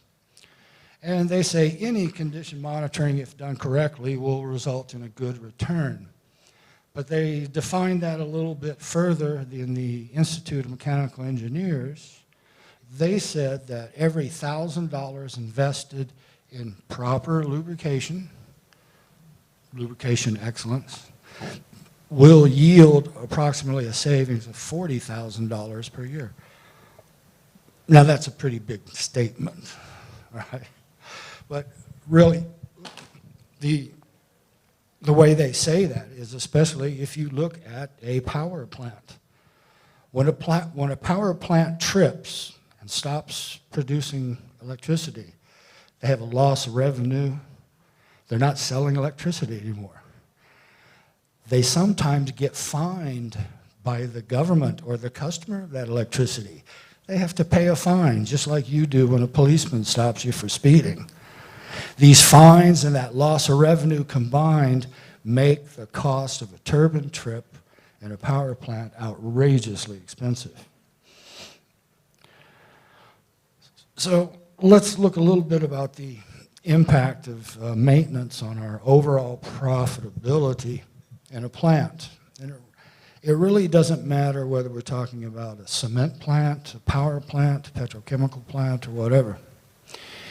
If we have a before scenario on the blue box, shows our sales revenue, our maintenance cost, and our materials, and our profit of, let's say, $5 for every $100 of sales. But now the president of the company says, hey, next year I want to give my shareholders a return of $7 per $100. Okay, because my investors are going to, maybe I won't have a job if I don't do something. Even though I'm the president, I'm still not the boss. Okay, so if we take approach A, which is to implement a 10% reduction in maintenance costs, okay, our sales remain the same. Our maintenance costs go down by about $2. Our fixed costs, such as material, labor, and overheads, stay remainly the same. So we now have an increase of about $2 per 100, or now we say $7 profit per 100. But now we've got an approach B. Some people say, well, no, let's just increase sales, okay? Now, let's have an increase in sales of 40%. Wow, 40%. Can you imagine if you're the sales and marketing manager of a company and the president of the company pulls you in and says, next year's target is 40% more. What would you do as the sales and marketing manager of that company? I'd go look for another job because that 40% increase is not going to be possible. So in this scenario, we have a increase in maintenance costs, because remember, even though we're making more, we're selling more, but we're also making more, so our maintenance costs are going to go up proportionally. We're going to have a little bit of an increase in material, fixed costs, etc. But the result at the bottom line is still only $7. So the moral to this story is that an increase in sales or revenue of 40% roughly is equal to a reduction of maintenance costs by 10%. So what do you think is going to be what do you think will be the easiest to do? Obviously, if you bring the maintenance manager in, you say, okay, next year, I want you to decrease your maintenance costs by 10%. Okay, thank you. What's the maintenance manager going to do? He's going to say, well, okay, I tell you what, boss. If you can give me this, can I have an oil analysis program? Can I have an improvement to my lube room? Can I do some things? Buy some little widgets. They're not that expensive. If you can give me that slight increase in budget, I might be able to get our maintenance costs reduced by 10%. It's not an unattainable goal. Okay?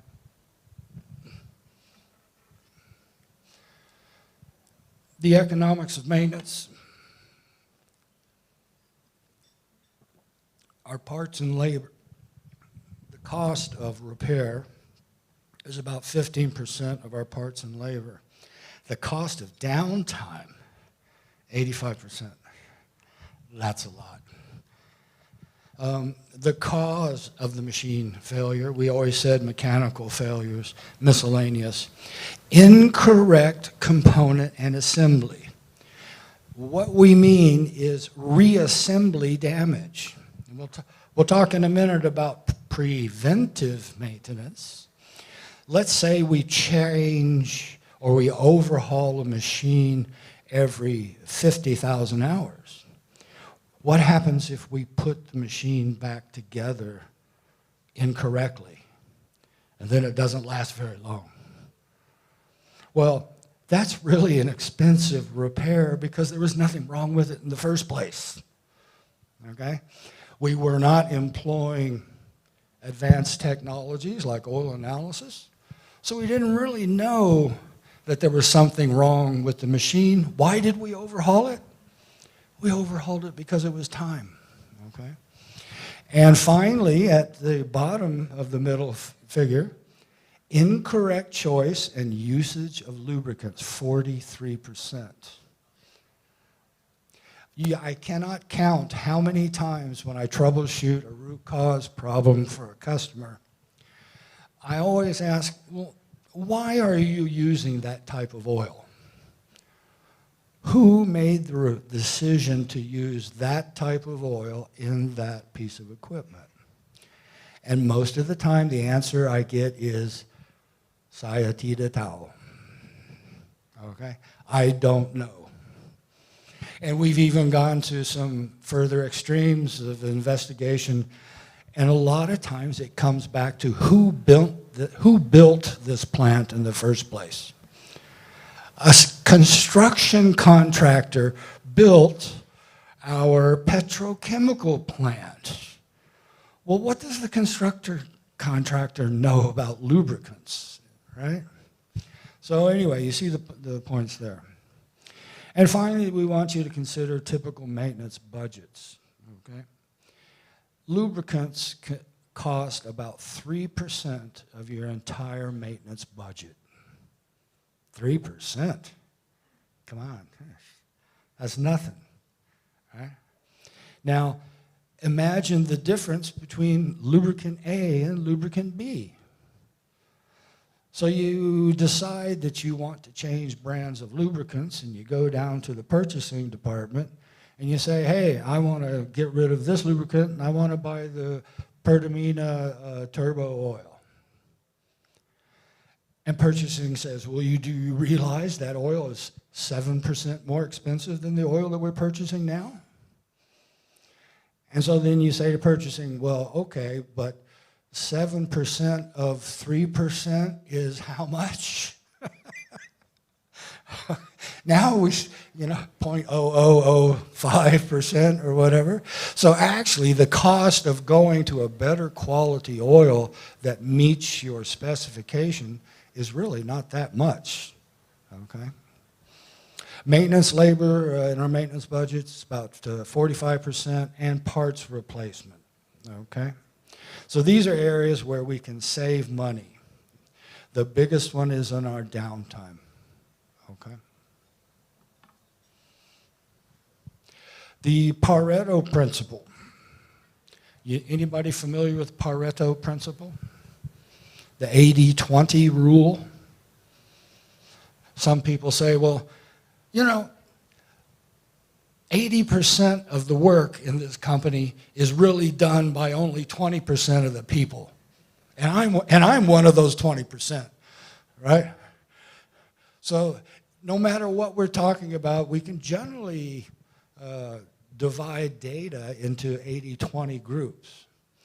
And in our faults of maintenance, particle contamination, moisture contamination, the wrong lubricant, misalignments, imbalances, and high temperatures kind of account for that 80%.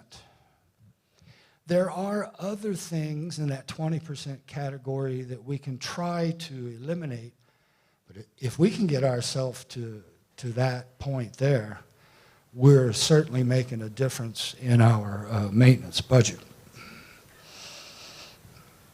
So let's talk about maintenance philosophies. We have reactive maintenance. Break it, fix it when it's broken, right? Run to failure maintenance. We have preventive maintenance. Preventive maintenance came along in the World War II period, okay? Let's overhaul something based on hours or kilometers. Let's change oil by hours or kilometers. So preventive maintenance is a time-based schedule that sometimes works well, but remember back to the slide about repairing something that's not broken. Why are we repairing or overhauling something on a preventive maintenance budget or schedule? We're repairing it or overhauling it just because it's time. Not because it's making a funny noise, not because it's overheating or et cetera, et cetera. Predictive maintenance goes up the food chain to using tools like oil analysis, thermography, vibration analysis, et cetera, to try and predict when that piece of equipment needs to be overhauled, filters need to be changed, et cetera, okay? And that's where an oil analysis program like you're getting or can get from Pertamina is useful, okay? And then finally, at the top of the food chain, we have proactive maintenance. Proactive maintenance is root cause analysis, finding the cause of the failure and eliminating the cause of the failure. Now, the example I like to use here is, let's say I have a diesel generator that's making electricity for me, and I find that I have a dirt problem. My air filter is allowing dirt into my diesel generator. No problem, I shut it down, change the air filters, change the oil filters, change the oil, put it back in service, and I'm fine. That was a predictive maintenance type of function. But we could approach this from a different angle, proactively. Let's ask the question, why did that air filter fail? Why did it have holes in it that allowed the air in? Well, we go down to the purchasing the people at the warehouse, and we find that, oh, we're not using high quality air filters that are recommended by the OEM. We're buying budget air filters, you know, from someplace like China or Bangladesh or wherever. Okay? So for a little bit more money spent on the air filter, let's get rid of those air filters from our warehouse and part number system, and let's use only the OEM air filters. That's a proactive maintenance philosophy and action. The strategies of maintenance can also have a body parallel. Reactive maintenance, you're going to have a large maintenance budget. You're running around your plant, solving problems, okay? Things fail, we got to do this. Overtime, extra spare parts, okay? The human body parallel is like a heart attack or stroke, okay? Now, preventive maintenance, kind of like, well, okay, let's have a bypass surgery, okay? Predictive maintenance, well, let's don't wait until we need surgery. Why don't we go in once a year and get an EKG and see a doctor, okay? And finally, what my wife likes to recommend to me, proactively, stop eating so much fat. Stop eating so much sugar. Quit drinking. No. That is the proactive approach to your body health, okay? And the examples they're giving here are showing you that in the cost per horsepower per year, reactive maintenance is the highest.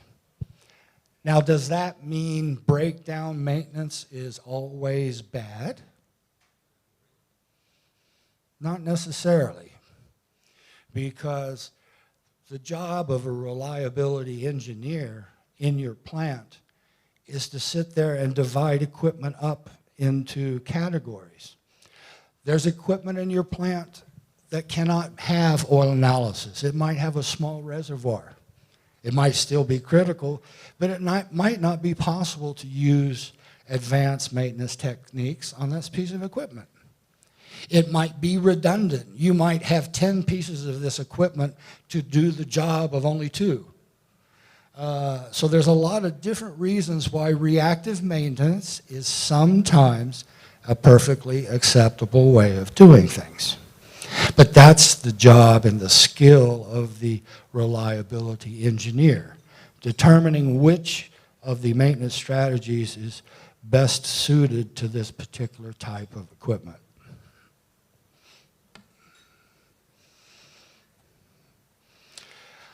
The predictive and proactive maintenance have a little bit of a higher step, which is the combination of the two in what we would call a condition-based maintenance.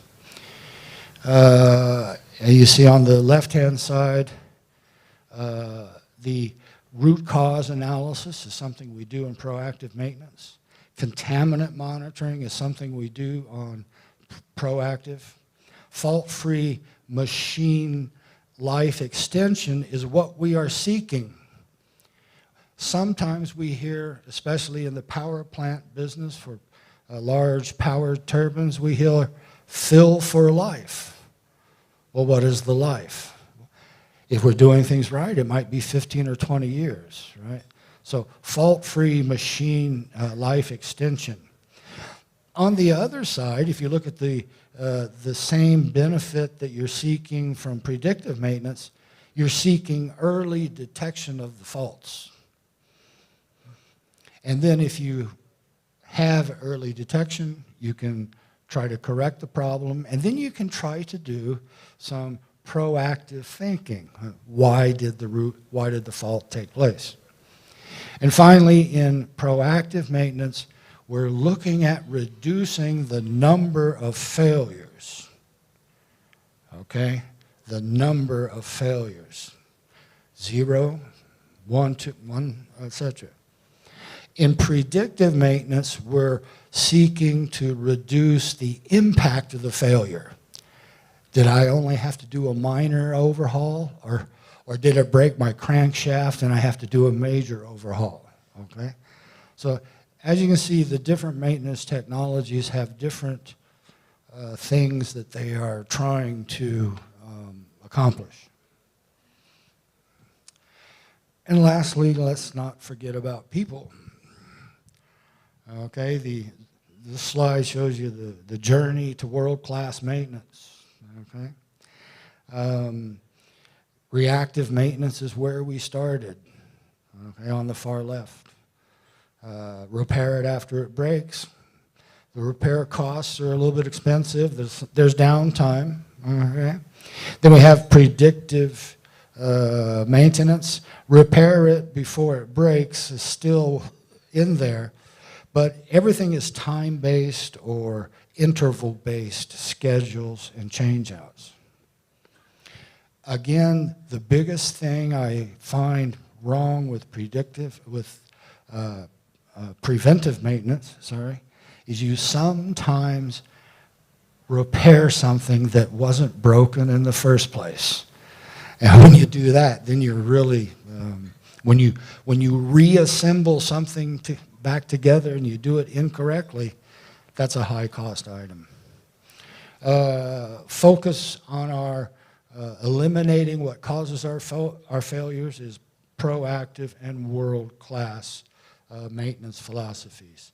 Eliminate defects, have some defensive machine design. We'll talk about that in a moment, about accessorizing our equipment. And world-class, have some vision, optimization, and at the bottom you see their cultural transformation.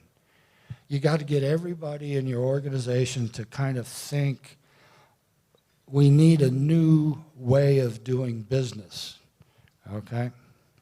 So these are the things that are going to have to be done if we want to have world-class maintenance. Is that including the Q&A? No, okay, all right. So let's prepare for lubrication excellence. We can identify the accessory options for inspection, sampling, contamination control. Describe the proper placement of these accessories on the machine. We won't do that too much in this objective, but we're going to describe some of the accessories that you need. The optimum reference state, or ORS, is a term that you might start to hear more and more, especially for the ICML, International Council on Machinery Lubrication, for their Machinery Lubrication Engineer series. You're going to have everything in this optimum reference state. And that includes your machine configuration, operation conditions, and maintenance activities that are required to achieve and sustain your reliability objectives. Reliability objectives? Do we have reliability objectives? If we don't, our reliability engineers aren't doing a very good job, are they? Can we say that this compressor should last 5 years, 10 years, 15 years? Okay? So all of this stuff has to be documented into an overall plan. To achieve ORS, you're going to have to do some things like modify your machines. We'll talk about that in a moment. You're going to have to modify the behaviors of your people. It's the 80, the Pareto principle, 80-20. It's not my job because I'm in the 20% that really doesn't do any work around here. Okay? Modifying our lubrication procedures, methods, and frequency. Lubrication procedures? Do we even have a written procedure? You'll be surprised how many people don't. If I've got to go out and re-lubricate this gearbox, do I have a written policy on how I should do it so that the next guy that comes in behind me in a year or two, that he does it in the same way that I did it? You find a lot of people don't. And then if we do have a lubrication procedure, where can I find it? I'm just a maintenance guy, okay? I'm not a boss, okay? I'm not a supervisor, I'm not a manager. But my supervisor has told me to go out and lubricate this piece of equipment. Where do I find that procedure? Do we have a company, corporate lubrication guide that tells us these things? We have to modify our PMs and our inspections. If you make a person's job easier, they will do it better. If you make a person's job difficult, they might not even do it at all. Okay? So make the job easier for your maintenance people. It's common sense, okay? And then deploy vigilant lubrication monitoring. Take some samples. Read what the sample reports tell you and then take some action based on that. The total sum of all of these ORS attributes is how you go towards lubrication excellence. Expect to see those kind of things on ICML lubrication, was it MLE, Machinery Lubrication Engineer exam. And we teach these in our NORIA training courses. Here's an example of the optimum reference state. These are two identical pieces of equipment in the same factory, but they're in different locations. Okay, it's a pump. One of these pumps is deemed critical by the reliability department, and the other one is kind of like, oh, well, it's not so critical, right? On the non-critical piece of equipment, we have a vent plug. A vent plug, that's terrible. That allows dirt, vapors to come in. We're using cheap quality oil. Remember, we want to save that 0.0007% to make the purchasing people happy. We have little condition monitoring, in fact, probably none. And there's no contamination control hardware on this piece of equipment. If you look at the same pump that's used in a critical area, you'll see that it has a desiccant breather. That's a great idea. It's got an oil sampling mini-mess valve down here, so that when I take an oil sample, the oil sample is taken from the same place every time, okay? And wow, they're taking oil samples on this pump, because if they weren't, why would they have a mini mess valve down there for taking the oil sample? So, and also they have a cover to prevent dirt from coming into the connector. So this is, the one on the right is in the optimum reference state, the one on the left is not. There are ORS attributes that we don't want to go overboard, okay? Price selected base oils, okay, are not the way to do it on the left. The other going overboard would be, well, hey, let's just go out and buy synthetic oils for every piece of equipment in the plant. No, that's not necessarily the idea as well. Biannual sampling versus continuous sampling or monthly sampling. Factory filters only versus using 3-micron filters everywhere. Weekly oil level checks. Going overboard might be using a sensor base to measure the oil level, okay? But what you have to do is you have to find a balance here, okay, between suboptimum and excess. Here's the one I like, the last one. Using an economy-based one-size-fits-all testing requirement, just doing the basic minimum testing on your oil samples, or doing every sample test known to mankind on that sample, okay? No, we don't want to do that as well, okay? Accessorizing the equipment. You might ask, why do I have to accessorize my equipment?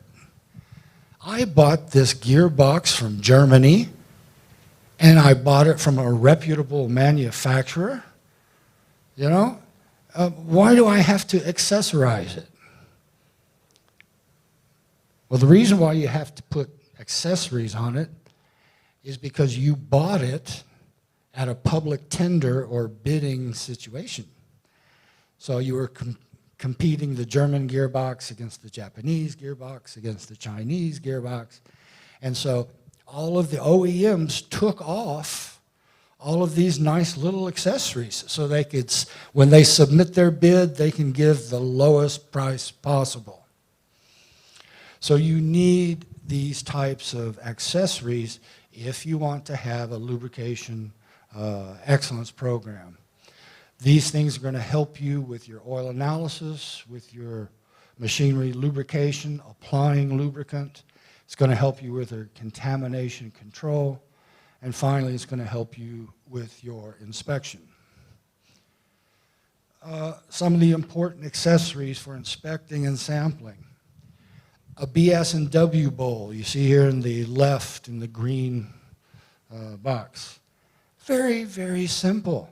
It's just a fitting that goes on the bottom of the reservoir with a fiberglass, plexiglass kind of bowl in it, okay? What do you do with that? Well, your maintenance manager should be walking around in your plant every day. Some maintenance managers walk around their plants twice a day. And you're looking, do I see anything wrong with that machine's oil? I don't have to go right up next to the machine 1 meter away, which might be a safety hazard, but I can stand back, walk around, and see all 10 of these gearboxes. I can see one that might have some water in the bottom. Okay, I've learned something just by having this low-cost accessory.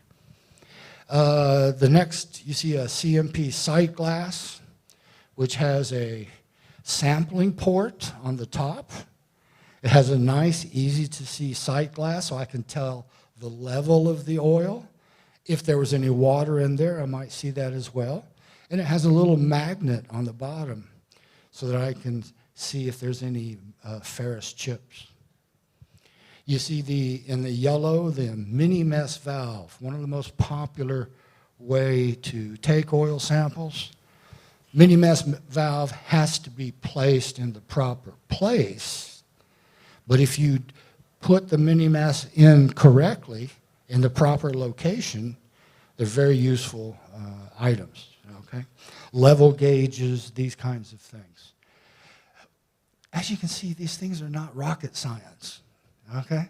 They're very simple little tools that you can use, accessorize your equipment so that the maintenance manager and his staff can do a better job.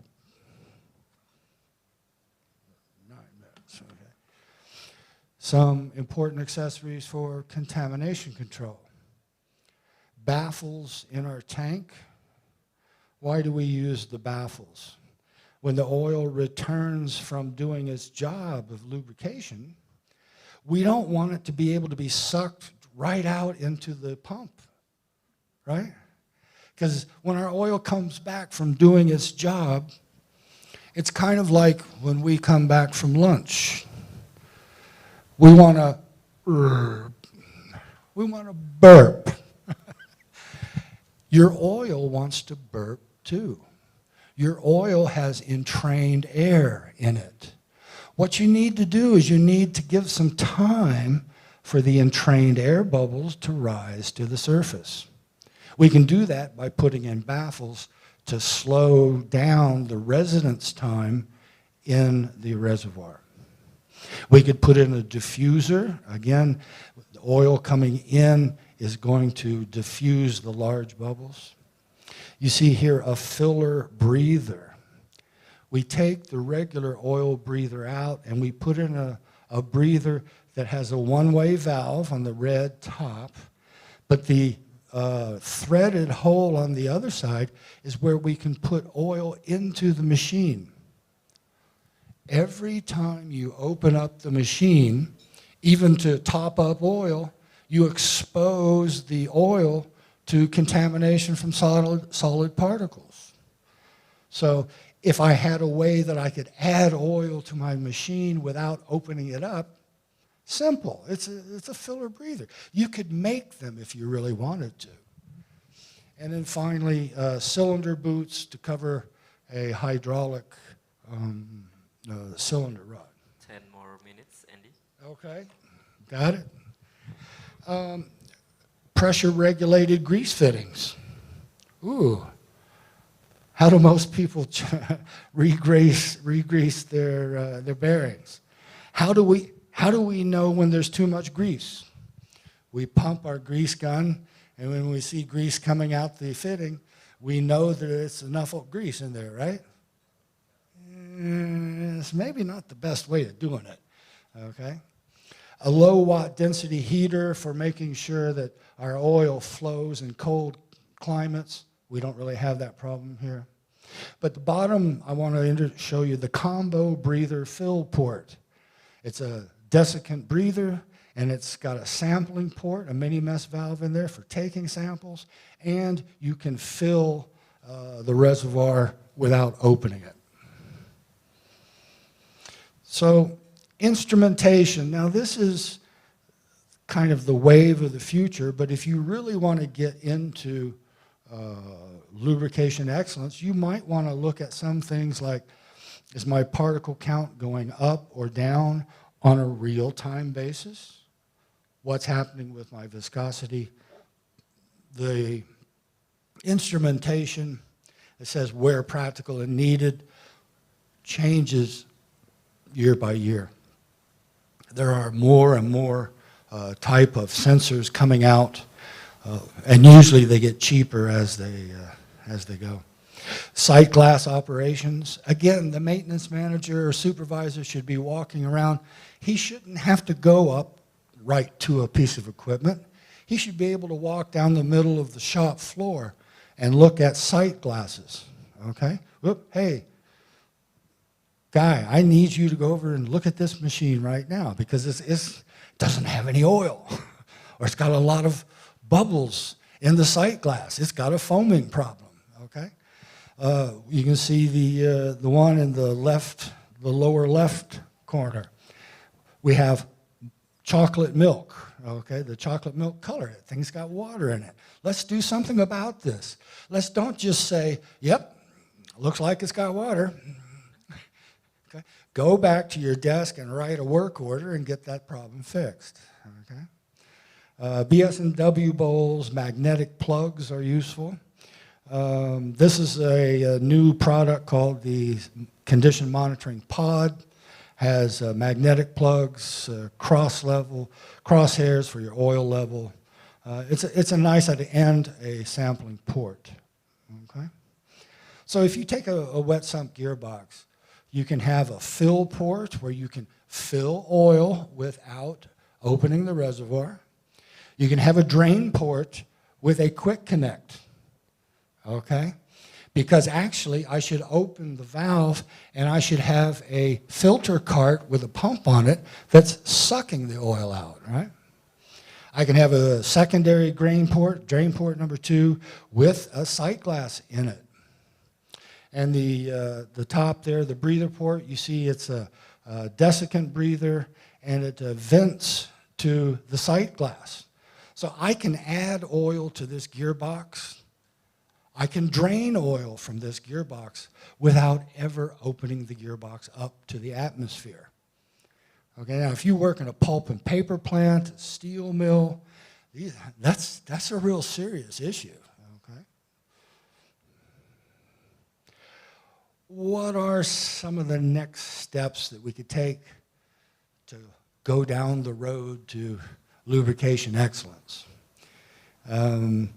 You have to benchmark your performance and identify areas of improvement, SWOT analysis.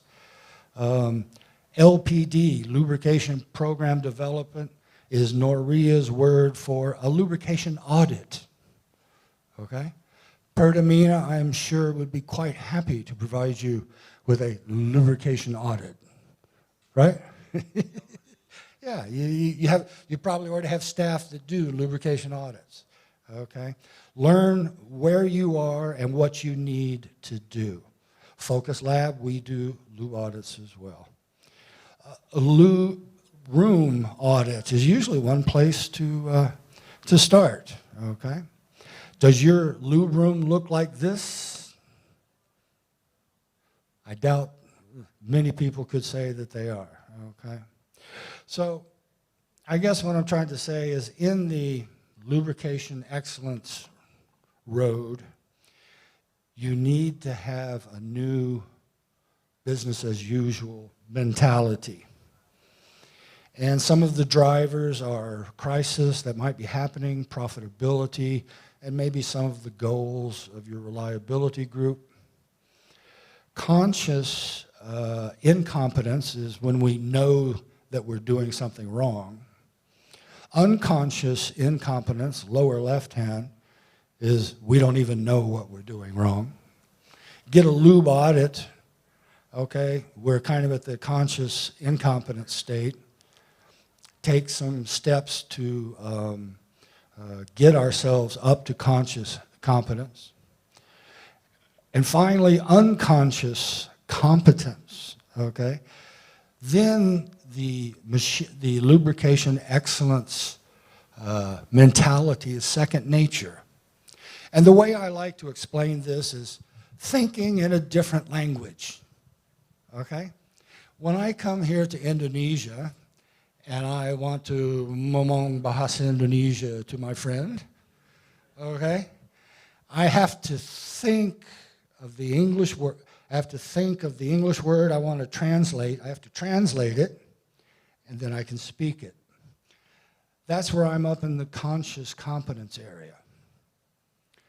But I know good and well that if I came back to Indonesia and I lived here again for about a year, I would be back in the unconscious competence. In other words, I would be thinking in Indonesian, okay?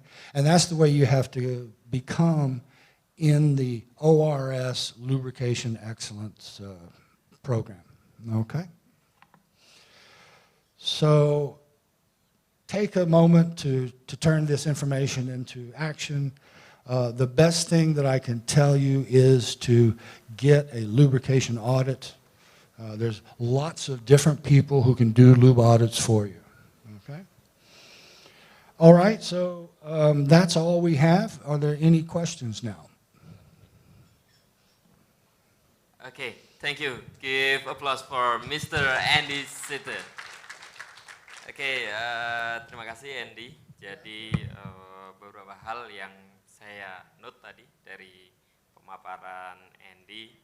Yang pertama bahwa fenomena lubrikan yang secara budget ternyata typically hanya 3% dari all of the budget ya, annual budget. Ternyata memberi dampak hingga ya 43% ya. Artinya ketika kita bisa memanage pelumas kita bisa meminimalisir ya 43% permasalahan-permasalahan pada mesin. Kemudian yang lain lagi adalah tidak semua equipment sama ya, terutama equipment dari pabrik itu.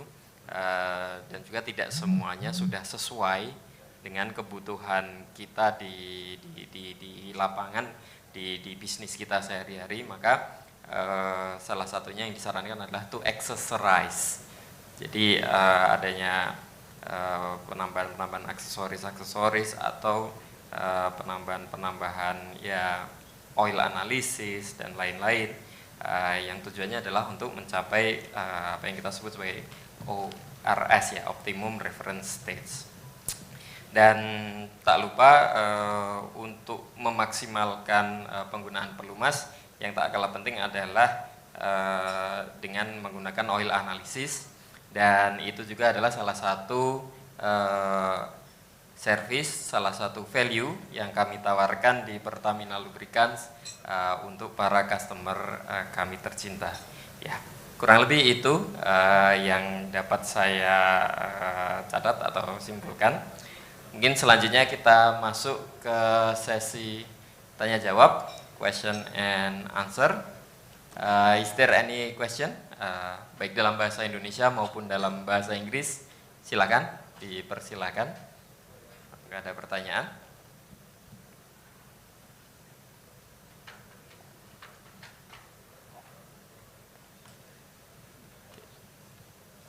Okay, we can go have coffee. If no answer, if no question, we can go to have coffee. Okay, please.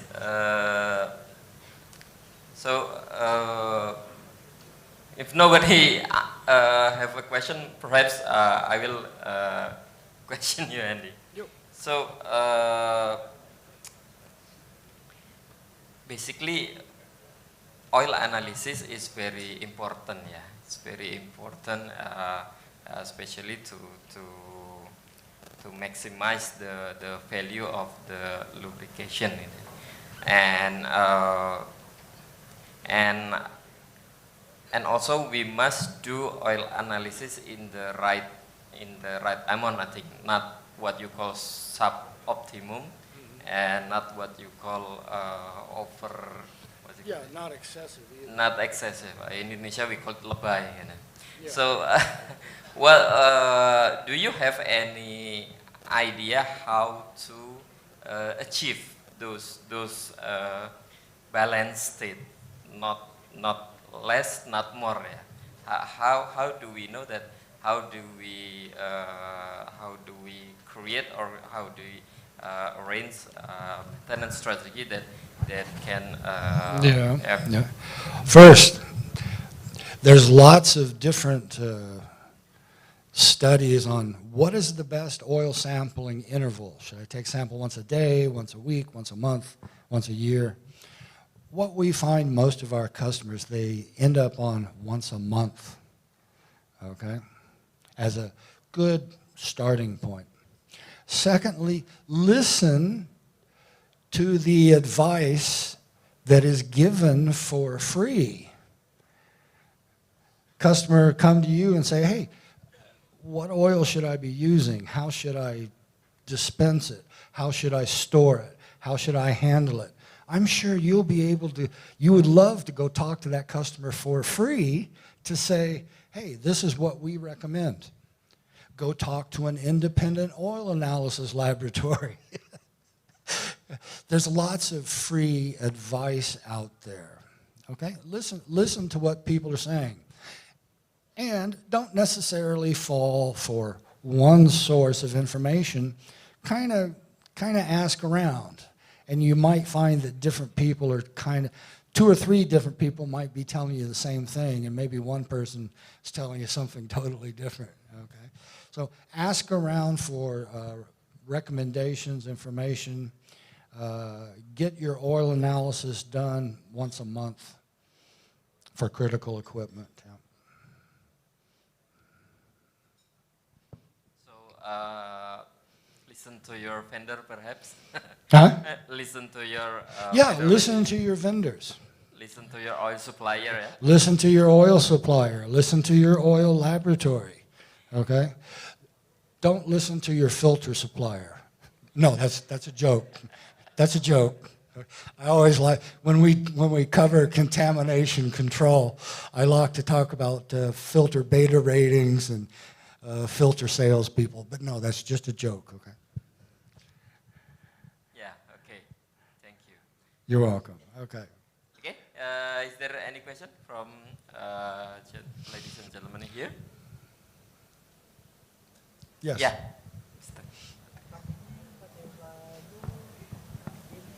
Silakan.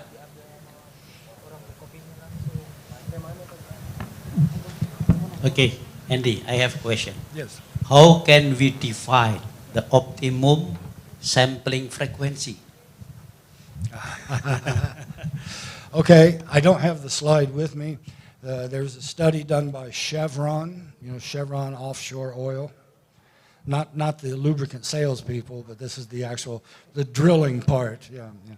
And they did a study on their oil analysis and vibration analysis, and every 90 days versus 60 days versus 30 days versus 2 weeks. And they kind of found that every 30 days was a good balance of not taking too many samples. 2 weeks, they could have gone every 1 week, but they found that every 30 days for critical equipment was kind of a good balance.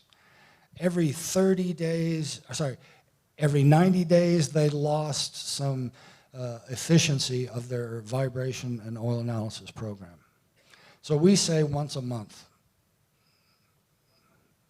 Once a month for industrial equipment, correct. Yeah. Make sure that your oil sample tests are appropriate. As I say, you don't have to do every test that the laboratory can do. If you're doing a gearbox sample, you'll have different tests than you would do for a hydraulic, than you would do for a diesel, etc. Okay? But once a month seems to be a good average for industrial oils. It's not depend to the attention and critical period. Yeah, that's when you say, okay, reliability engineer, wake up. Now we take that 1 month as a starting point, and then let your reliability engineering people further refine that. They might say, hey, we don't really need it once a month. We can do it every quarter, or we can do it every 6 months. Or they might say, hey, you know what? We really need an online sensor on that particular piece of equipment. But when you're starting your oil analysis program, a month is a good idea. Yeah, because I think the degradation of the oil has depend on the operation, yes. Correct, yeah. Yes, that means, yeah, average every 1 month is optimum. Yeah. Okay. Yes. Yes, thank you. Oke, thank you. Ada lagi mungkin pertanyaan dari Bapak Ibu? Ya, silakan.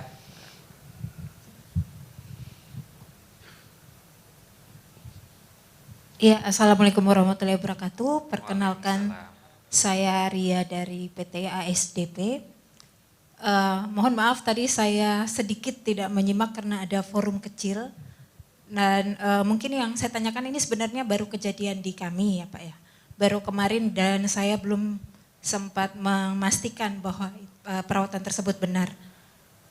Jadi kemarin kami habis melakukan lab oil untuk 1 sampel pelumas di kapal dan hasilnya itu adalah adanya kontaminasi dari bahan bakar. Nah, inisiatif dari teman-teman kru di kapal, mereka mengendapkan dulu pelumasnya sampai batas tertentu karena mereka menganggap bahwa massa jenis bahan bakar itu bakalan lebih berat dibandingkan pelumas. Jadi mereka nanti menguras dari bawah dan mengambil satu layer di atasnya. Nah, izin mohon pencerahan atau apa gitu. Apakah itu benar perlakuan seperti itu ataukah sebaiknya saya melakukan lab oil lagi dan memastikan bahwa tidak ada lagi kontaminasi bahan bakar.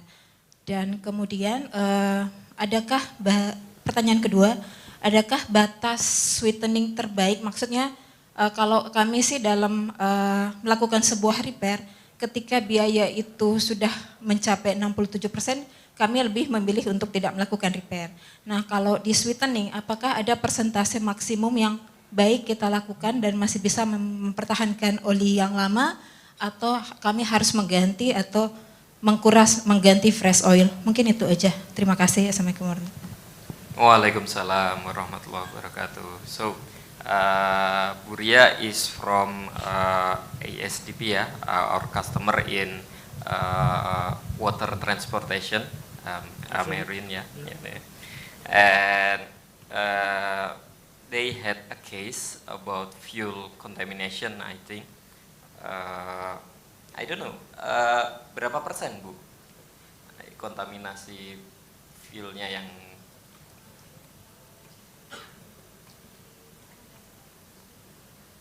Berapa? Oh, enggak. Fuel contamination-nya sampai berapa persen? Ada enggak di hasilnya itu?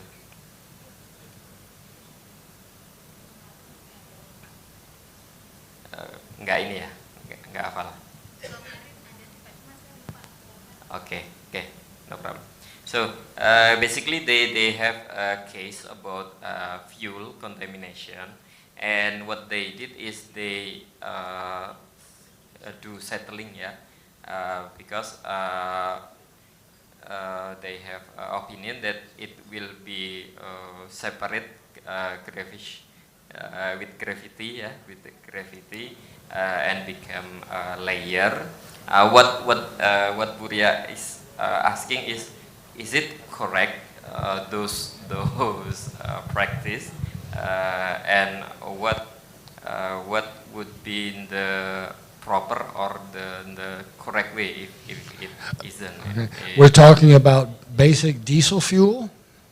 Basic diesel fuel, I think, yeah. Yeah. With B35 in Indonesia right now, we Okay, B35. yeah.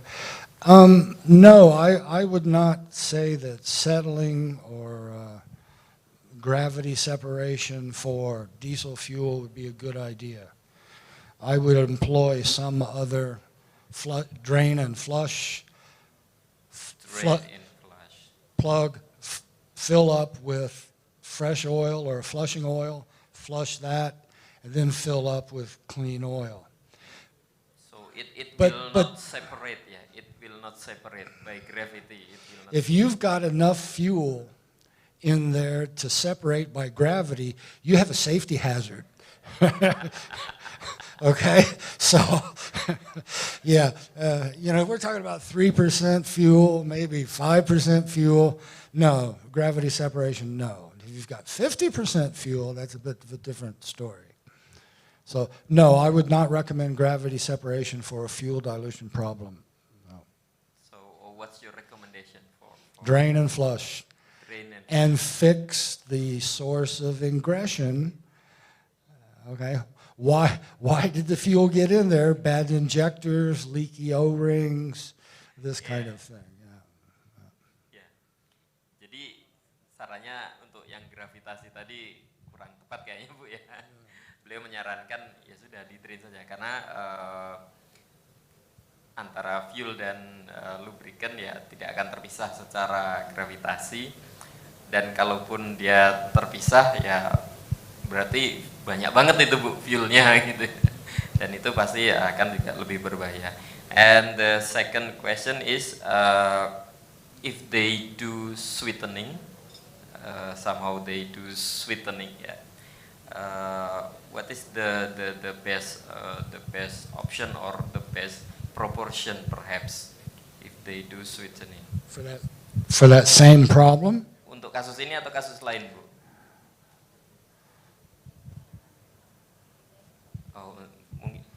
For another case, if there any perhaps contamination or. Noria has a magazine online called Machinery Lubrication, and in this month's Machinery Lubrication, my good friend Dave Wooten has an interesting article about predicting sweetening amounts for various problems. It's about sweetening for additives, okay, that might be related to your issue, okay. Look in Machinery Lubrication. It's available online for free. And by the way, I have an article that we wrote at Focus Lab in there as well. Different subject though. Okay, so basically it's in Machinery Lubrication. Yeah, you have to talk about what's the problem first, what's the abnormality, pick the appropriate tests, pick the degradation, and then try to do some statistical forward analysis. Yeah. Okay. Jadi mungkin beliau tidak bisa menjawab langsung sekarang ya Bu ya, karena kita perlu melihat datanya, kemudian kita perlu menganalisa begitu ya. Tetapi ada salah satu publikasi yang bagus yang bisa dijadikan referensi, ya salah satunya di Noria, itu di machinerylubrication.com, open source ya, di web, bisa kita akses, bisa kita klik keywordnya itu sweetening, di sana ada. Tetapi memang berapa persen yang terbaik memang ya tergantung dari datanya itu atau kondisi dari permasalahannya atau case-nya. There's a formula on looking at your past data and tells you how to predict your forward data. Oke. Bahkan sampai ada formulanya untuk menghitung dan memprediksi berapa. Kurang lebih seperti itu, Bu Ria. Oke, mungkin waktu juga yang membatasi kita ya. Mungkin sekali lagi kita berikan tepuk tangan yang meriah untuk Mr. Andy Sita. Oke, saya kembalikan kepada Mbak NC. Terima kasih. Terima kasih Pak Brahma telah memandu diskusi kita yang kedua di Industrial Forum 2023. Please remain on stage, sir.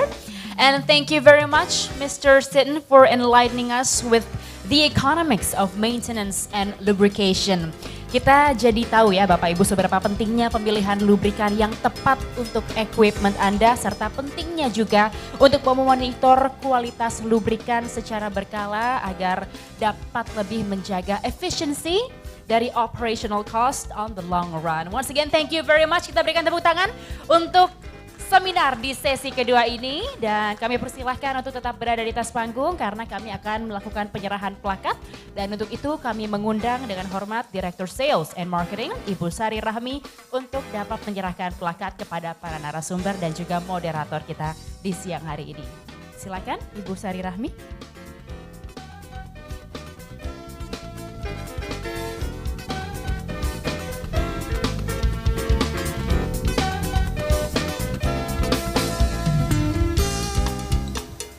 Oke, kita abadikan bersama momen ini sekali lagi. 1, 2, 3. Boleh kita berikan tepuk tangan hadirin sekalian. Once again, thank you very much Mr. Andy Sitton, Bapak Brahma, dan terima kasih Ibu Sari Rahmi telah menyerahkan plakat. Kami persilahkan untuk kembali ke tempat. You may return to your seat, sir.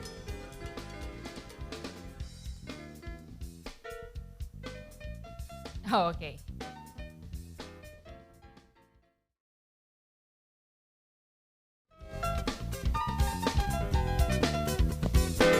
Baik Bapak Ibu semua, seminar ini menjadi sesi yang terakhir, sesi diskusi terakhir dalam Industrial Forum 2023. Boleh saya minta tepuk tangannya untuk seluruh narasumber dan juga moderator yang telah berbagi insight dengan kita semua pada hari ini.